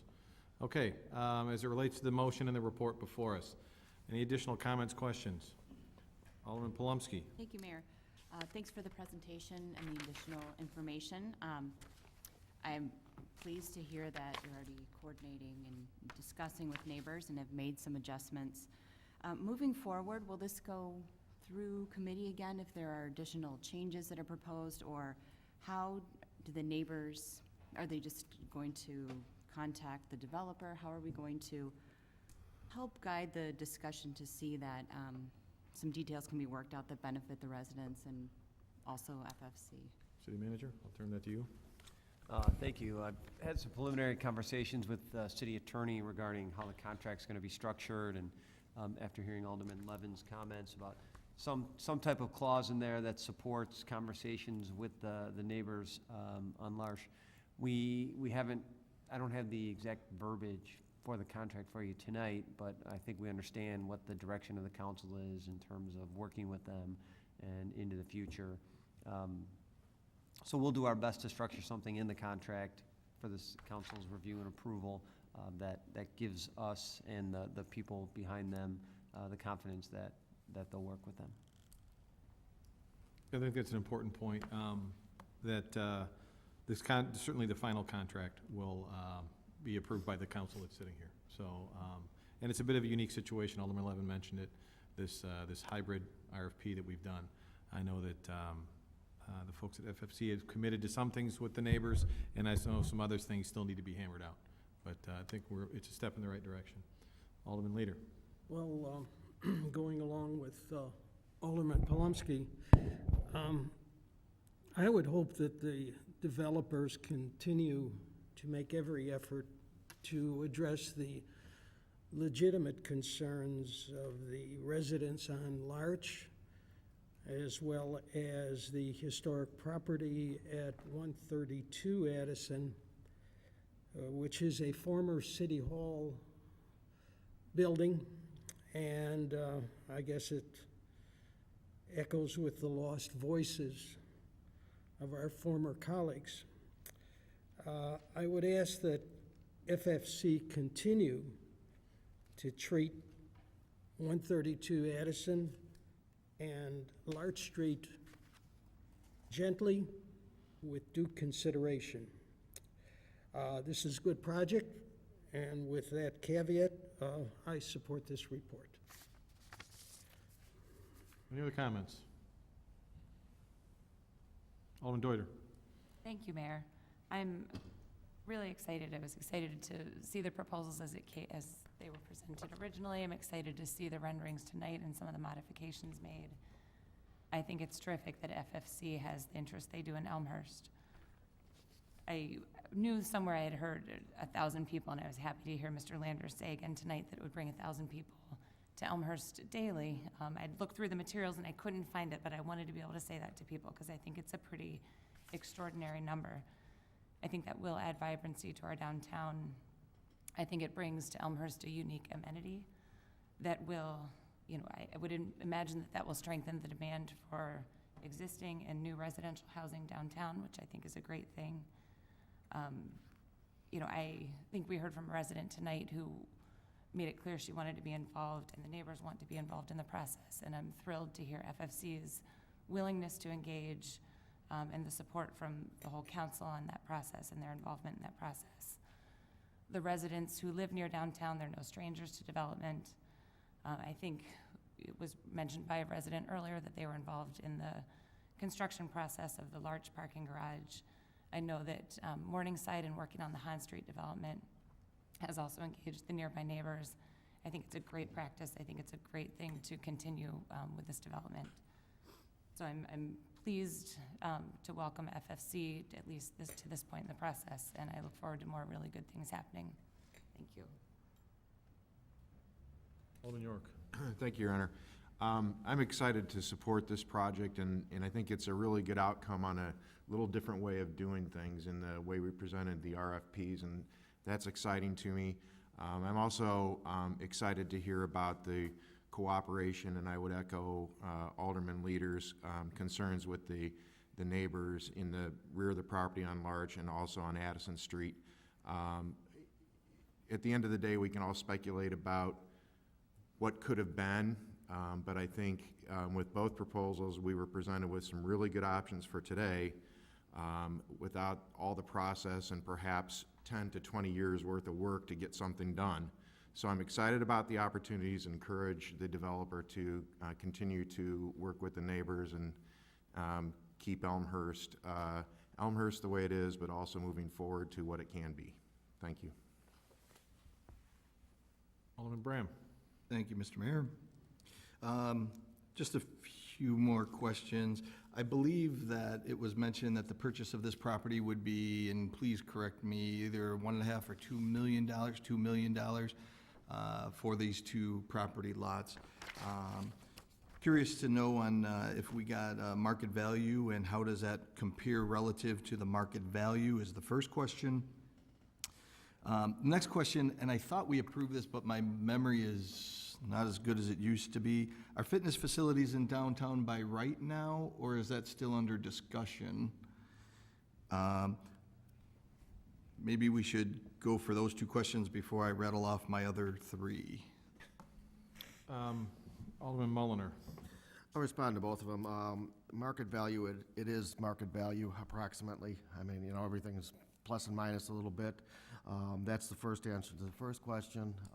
The answer to the second question is athletic facilities have been moved through the commission already and are at our committee. That final report will probably be coming out in our next meeting or the following meeting at the latest. So that will be by right shortly. Follow up? There was no, I just want to make it clear, there was no relationship to this project. That was done because of the fact that there were a number of other clubs that were beginning to show up in the area, and there were some clubs that were already in place, that we were trying to straighten some things out with the ordinance. That was going to be my comment, that the Zoning and Planning Commission was actually considering They've been health working on it for clubs quite a while. A while ago, and it just coincidentally happened to end up very similar with this proposal, or in the timing with this proposal. And as far as it relates to the dollar amount, we do have we have FFC's initial offer, but clearly there'll be some negotiations that will happen. Follow-up, sir? Yes. I guess this question is to the city attorney, though, follow-up in regards to the fitness facility, or whatever the appropriate terminology is, by right in the zoning area. Wouldn't this then need to apply for a, whatever, conditional use, since the application is in our hands and we're moving forward with the application prior to a code change? I'm not saying that the city council is granting a code change or the zoning commission, I'm just speculating. Yeah, I think the chairman should address it, because it has been, Let me try to address that, in that I think the recommendation is actually out of DP&Z at this point, and will be considered by the committee shortly. If and when the contract closes and we actually sell this property, I think you can figure out at that point whether or not the applicant has to apply for a variance or a change to our code, or if they can go with the existing code. As a permitted use, they won't have to apply for anything if it goes forward. Alderman Levin? No, that's correct. There is no application pending for any use. It's just a proposal of what FFC wants to build, and if, at the time they actually pull the trigger, if there was a requirement for some conditional use. But the way it's going, unless the council overturns or rejects the commission and the committee's recommendation for this is one of several text amendments, then it would be ready to go without any hearings. Alderman Bram? I guess my concern is exactly that. I mean, it seems like we have two horses in the race here.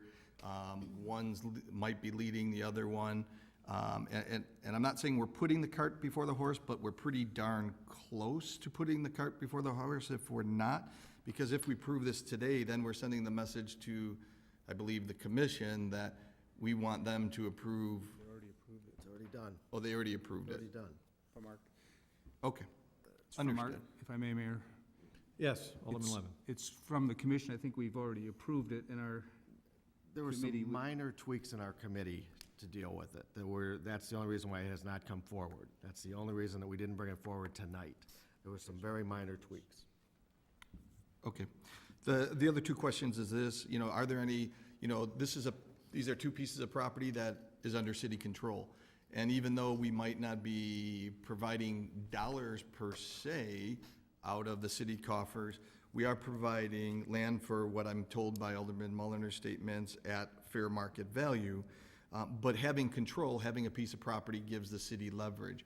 And therefore, this is the reason why I asked the question. Alderman Healy actually took a piece of that question, asking about stormwater storage. What is the city of Elmhurst getting? I get the jobs, I get the traffic.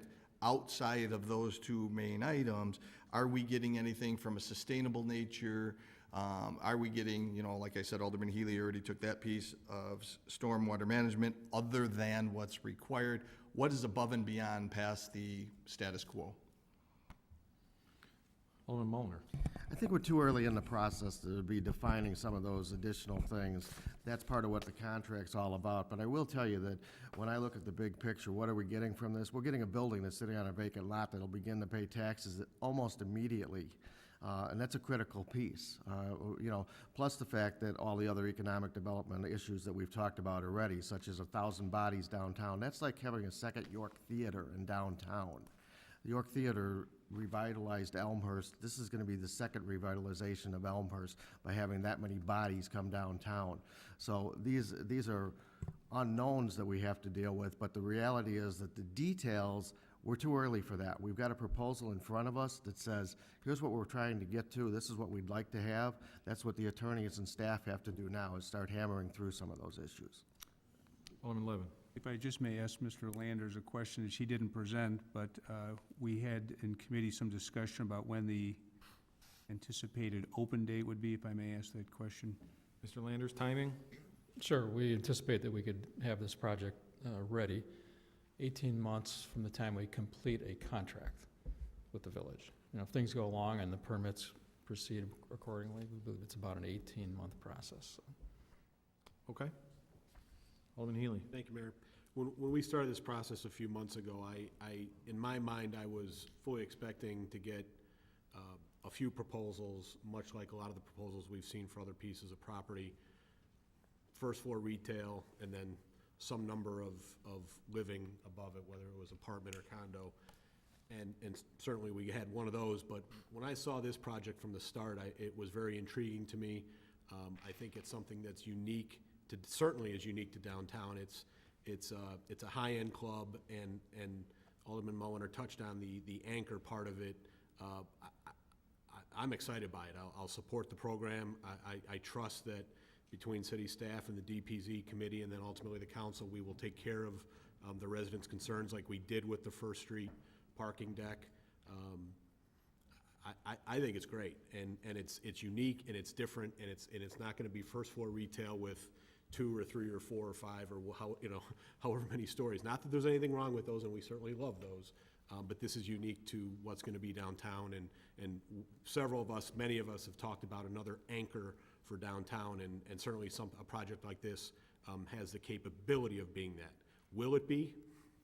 You know, the experts over there will work like heck to make sure it is, but from where I sit and what I think this is exactly what we were hoping for. So I think it's great. I think the committee did a nice job getting through it as quickly as we did, given some of the other projects, so I will wholeheartedly support it. Thank you.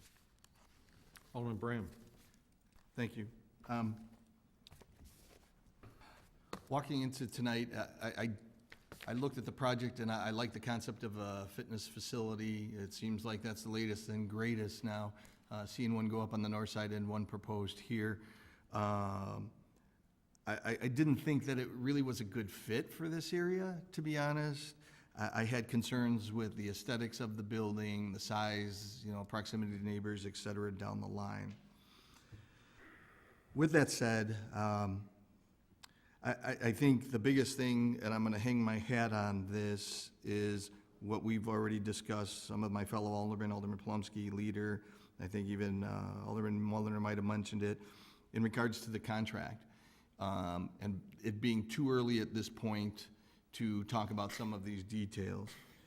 With trepidation, I'm going to agree to support this project with the knowledge that I, as well as other elected officials, as well as neighbors, will have great input to what becomes the final product of this fitness center, or fitness facility. I don't know the right terminology.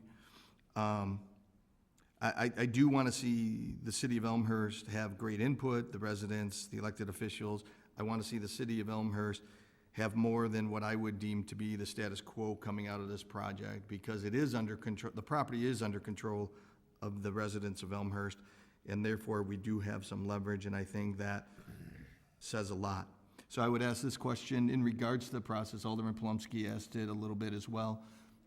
How do, going forward, before the draft of this contract is formulated, before it's on the dais before us, how do residents as well as elected officials, what is the time frame of when to get these thoughts in and prior to draft of the contract?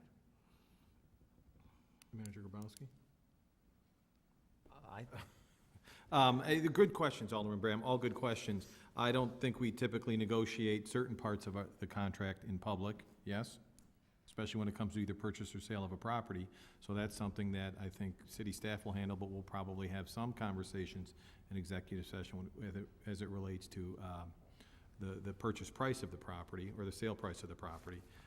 As it relates to everything else, I think city staff has a clear direction just from this conversation that we're interested in taking care of our neighbors. So we want to bring in a new neighbor and want them to be successful, but we want them to not do that at the expense of the neighbors that are there. And I don't think we have the answers on how that contract's going to happen just yet. It's a little early in the process, as has been said, but I think all concerns and questions should be sent to city staff as soon as possible, assuming this report passes. Mayor? Alderman Levin. Just, I mean, obviously, I don't speak for the council, but I just want to speak for what the committee considered and how it got here, and that was, it is city property, and there were, one extreme was to just sell it. List it, sell it, whoever buys it, you do what you want. If you get, if it's a permitted use, you can build whatever you want there. And the other end of the spectrum was sort of where it's, I'm hearing some discussion, we're gonna control it, we're going to talk about what needs to be done, other than the concerns of the neighbors in terms of what I think FFC has already demonstrated, that they will work with the neighbors. But I don't think, from my perspective, the intent was that we are going to control the project. We're not going to be the developer, we're going to sell it, and actually I thought we had a price in the proposal, which is pretty much there. So I want to caution, from my perspective, the council from going a different direction and saying now we're going to load it up with all kinds of requirements and start taking on this project as one of our own. Because the beauty of this is we were able to move it from concept, perhaps to contract in 5 months, to a building in 18 months after that, which would be a remarkable achievement at a time when we need some life on Addison, and that's my comment. Okay. Alderman Dunn. I think this is a good project. I know, speaking with a lot of residents in the second ward and throughout Elmhurst, there really a lot of intrigue and interest in this particular concept, a lot of excitement about it. Not that the other one that was withdrawn was any less valid and beneficial, but there's just a really a good vibe, I think, from the people I talked about this project. I think we have a good growing brand in FFC. I think we'll be in the company of good neighbors to benchmark off of. Oak Park and Park Ridge are partnering with this business enterprise. Looks like we're getting $1.7 million a year in taxes, various taxes, and just a lot of economic benefit, along with a lot of people in the downtown. And again, we're getting market value for the project. So I think it's, in all aspects, it's a very good project. Okay. Any other comments? Seeing none, I'll ask Clerk Spencer to please call the roll. Levin. Aye. Mulliner. Aye. Deuter. Aye. Sabatino. Aye. Leader. Aye. Dunn. Aye. Graham. Aye. Palumski. Aye. York. Aye. Toledo. Aye. Healy. Aye. Kennedy. Aye. Onquist. Aye. Wagner. Yes. 14 ayes, 0 nays. 14 ayes, 0 nays, motion passes. Report is approved. Under agenda item 8, reports and recommendations of appointed and elected officials, 8.1.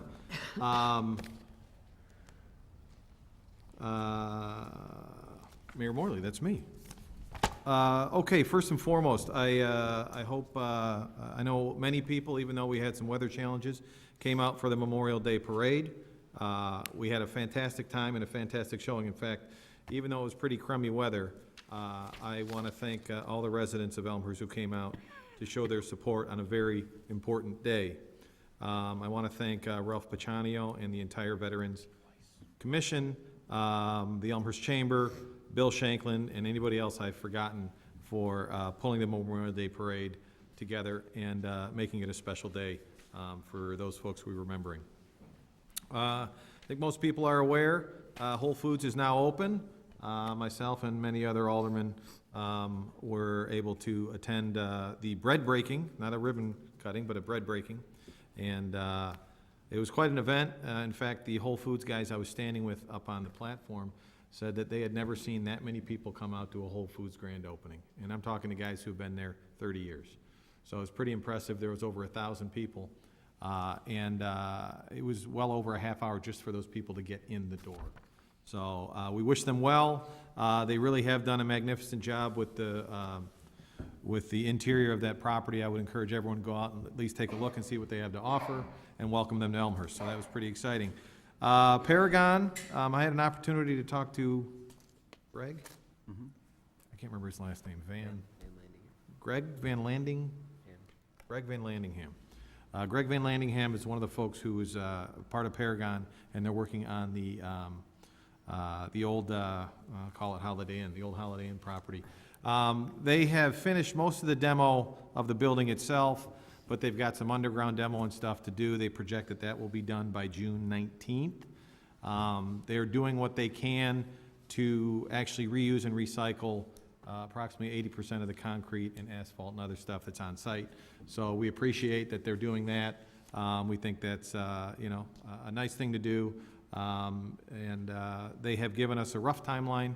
In fact, I don't have the memo with me, but I think their intent would be to be fully open and operational on that site 1 year from July. But, so they sent us an update, and we appreciate that, and I told them, don't be a stranger if things change or if things move around. Please let us know, but we're very interested in what's going on there. And then the last part of my report, we continue to be in a little bit of limbo as it relates to our friends in Springfield. They passed a budget that had $32 billion in revenue and $36 billion in spending, which not sure everyone understands how that happens. The House is actually coming back to meet June 4th. Is that Thursday? Mm-hmm. This Thursday for 1 day. Senate's going to come back for 1 day, June 9th.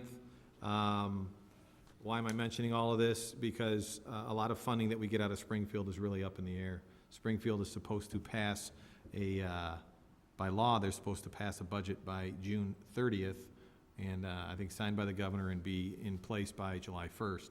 And right now, not all the signs are pointing to the fact that that's going to happen.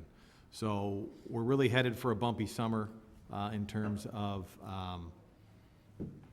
funding coming out of Springfield. I think that we'll start seeing some of the effects of that if we don't get a signed budget. Probably July and August, we might see some funky stuff happening. But I have been in contact with many of the representatives down there, senators and representatives, and it literally changes day to day. But there's a budget that's been passed by the House and the Senate at this point with a $4 billion hole in it, or deficit. Not entirely confident that's going to make it past the governor's desk. So we'll see what happens. And it's actually, so we're in constant communication with them, and clearly there's funding of ours that's at stake, and any updates, I'll keep you updated. But that's what we have. City Manager Grabowski. Thank you. I just want to thank the 90 or so people who came out last Thursday evening for the public workshop on the downtown plan. It was a great crowd. The consultants were very pleased with the input that they received. To date, Housel Levine has hosted a number of focus groups with different individuals throughout the downtown area. Over the next month, Housel Levine will continue that work, and there will be another public workshop once a draft plan is available. So all that will culminate, obviously, coming to the City Council for presentation and approval. Okay. Any other reports? Alderman Bram. Thank you, Mr. Mayor, and thank you for the heads up on Paragon before I asked about Paragon this evening, so thank you much. I do have 3 items that I would like to request a report on. A gentleman spoke about a business on the north side and his request or application for TIF funds from TIF 4.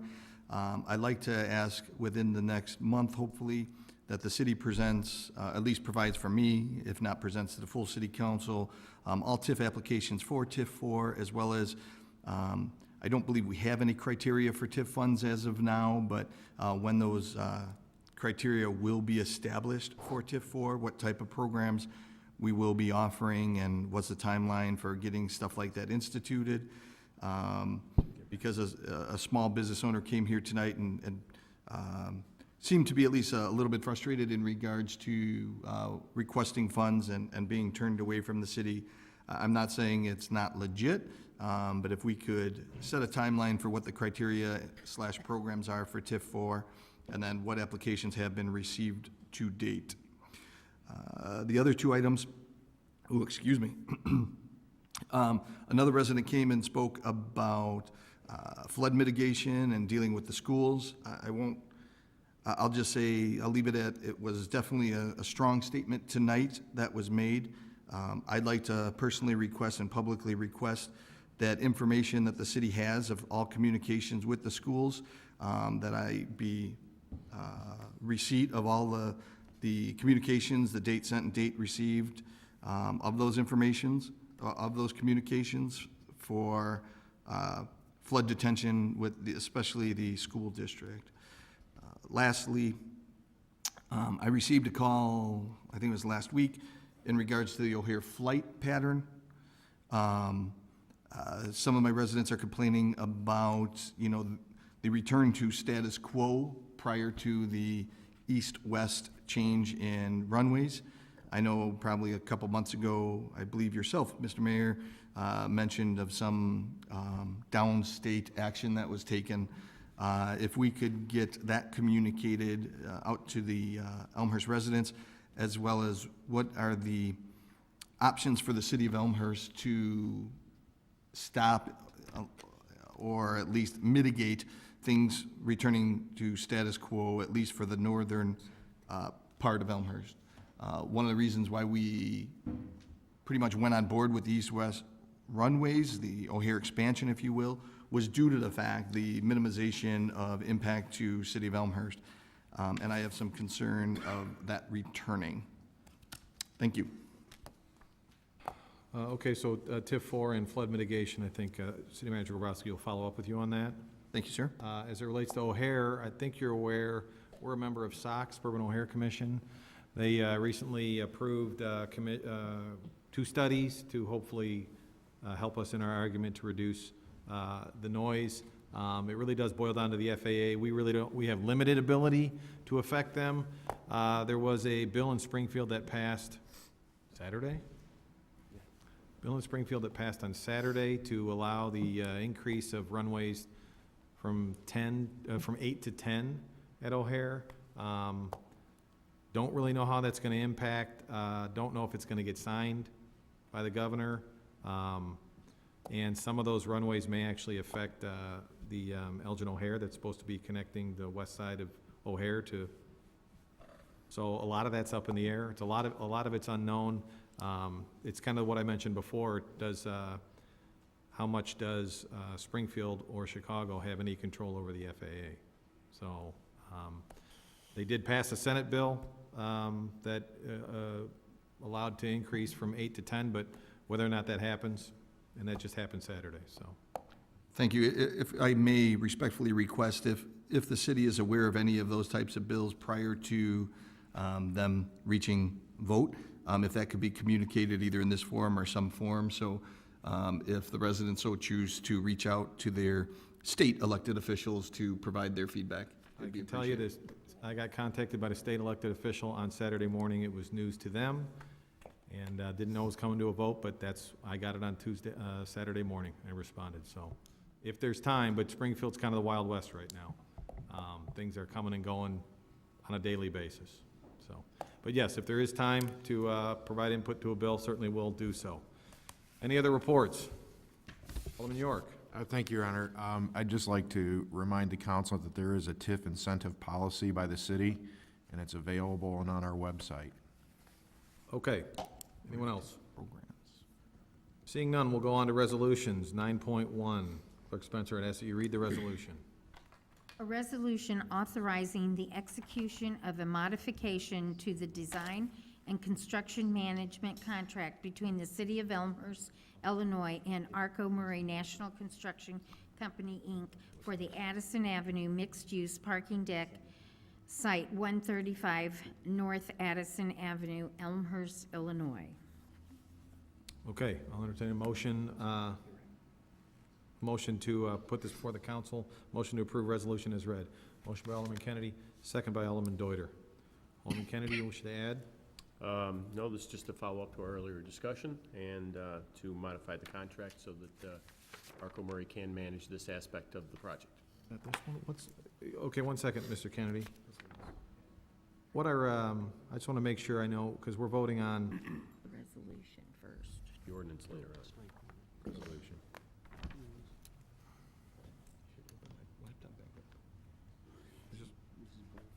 we're striking 10.2. All right, what's 10.3? That's J.C.'s. What's 10.1?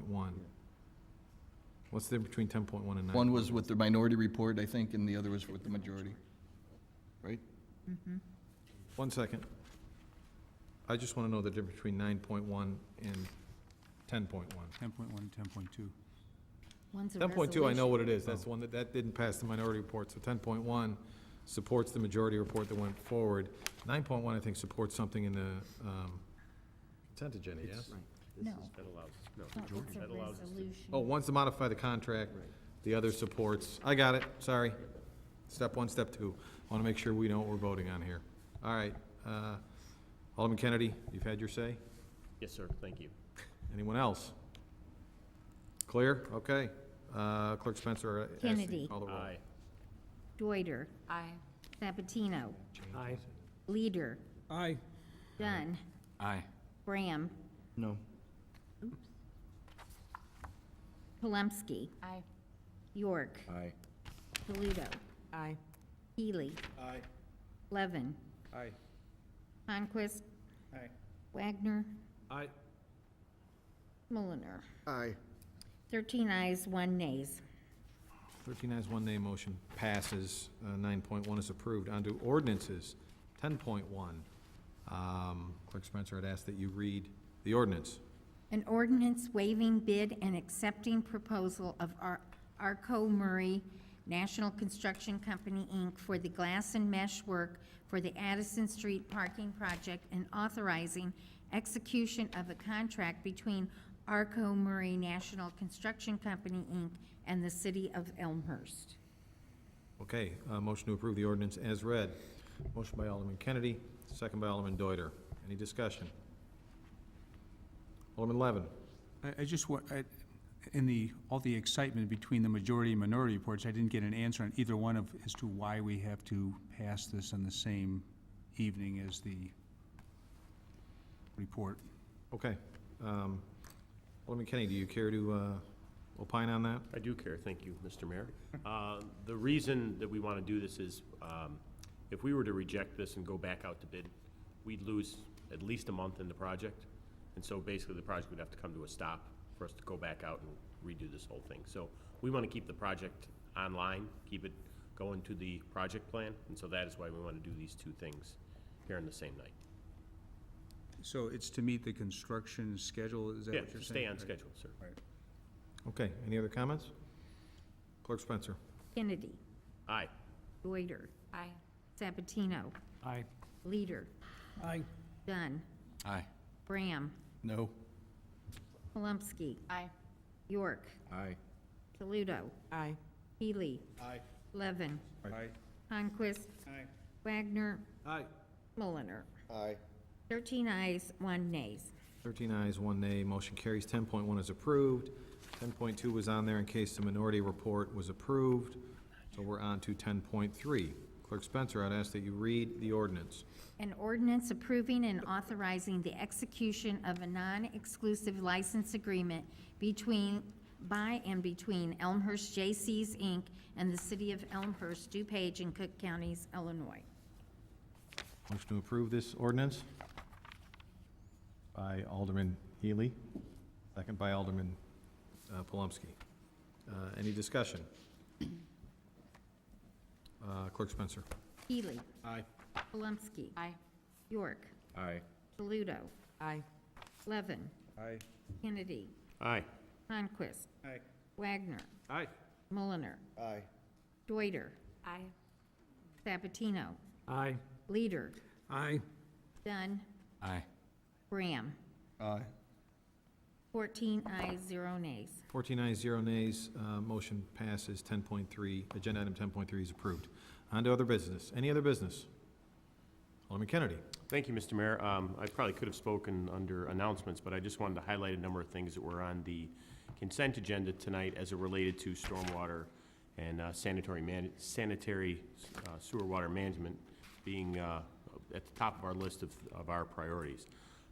We approved tonight sanitary sewer lining in basins 17, 18, 21, and 24. That was a result of smoke testing that was done last year. As we recall, sanitary water is worse than stormwater, believe it or not. I'd rather have cleaner water than dirty water. I don't want any of it in my house, but I'd rather have the cleaner stuff.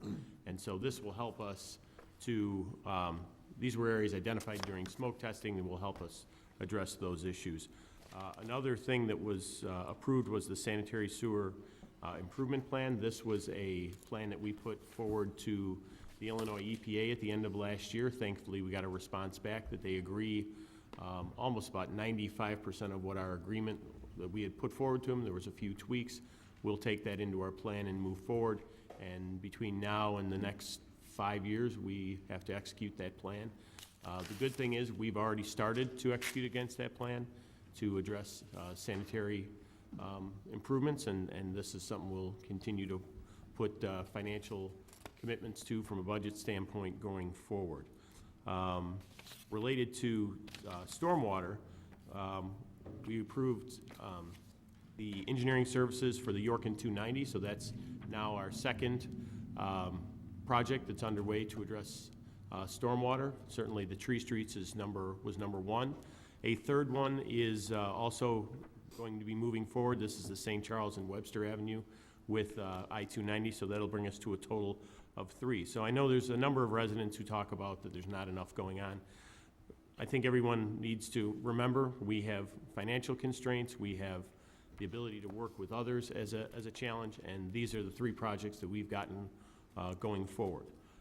As it relates to the other entities, yes, indeed, we have received a draft copy of the IGA from 205 that was received at the end of last month. I have personally reviewed it. I've spoken to one of the members of the board there, and what they would like us to do is review it and get back to them with our comments that we certainly will do, and we'll be, if it hasn't already happened, we'll be asking the legal group to spearhead that effort.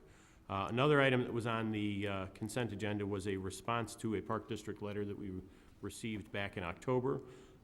This is related to ultimately what will go into the IGA for that group. They were asking for 3 things. One, in exchange for the construction of the detention area at York Commons, was the construction of 2 sand volleyball courts and a basketball court. By way of our approval, we're saying we are in support of that.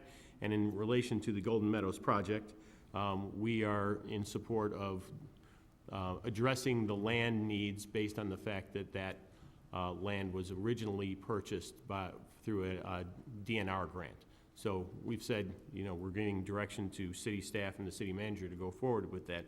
The one thing that we approved, or in our response, was that we were not in support of extending the city garage agreement to the year 2108. So that's a long time from now for a lot of us.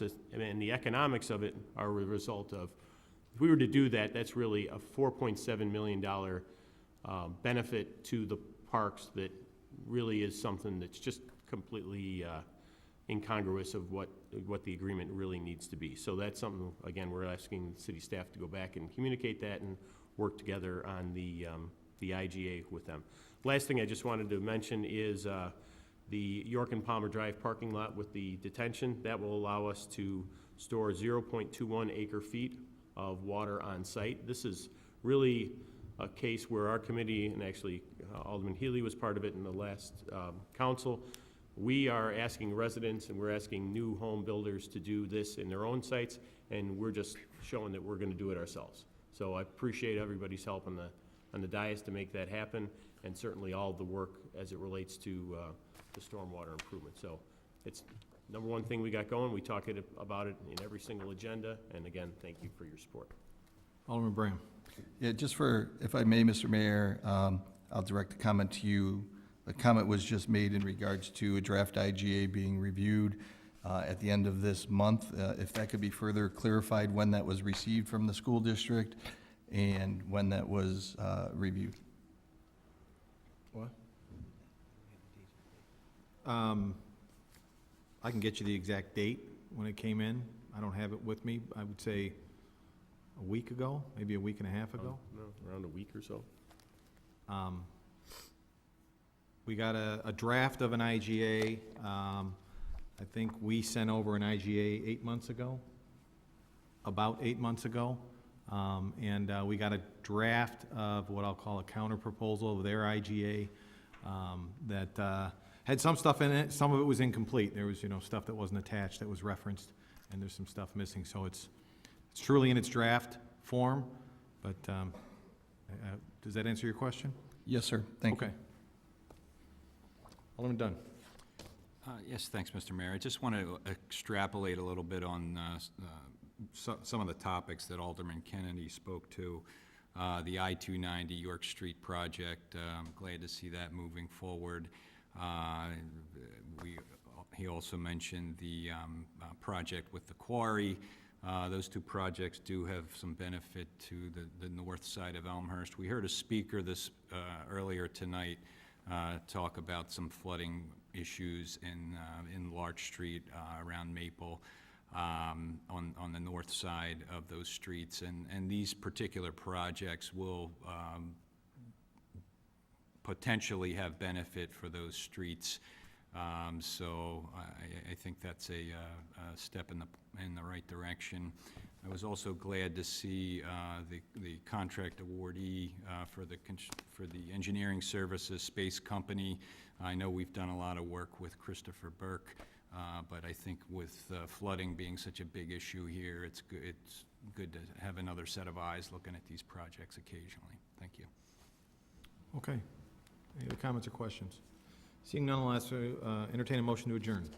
Motion by Alderman York, second by Alderman Levin. All in favor say aye. Aye. Opposed? I'm sorry. Opposed? We're definitely adjourned.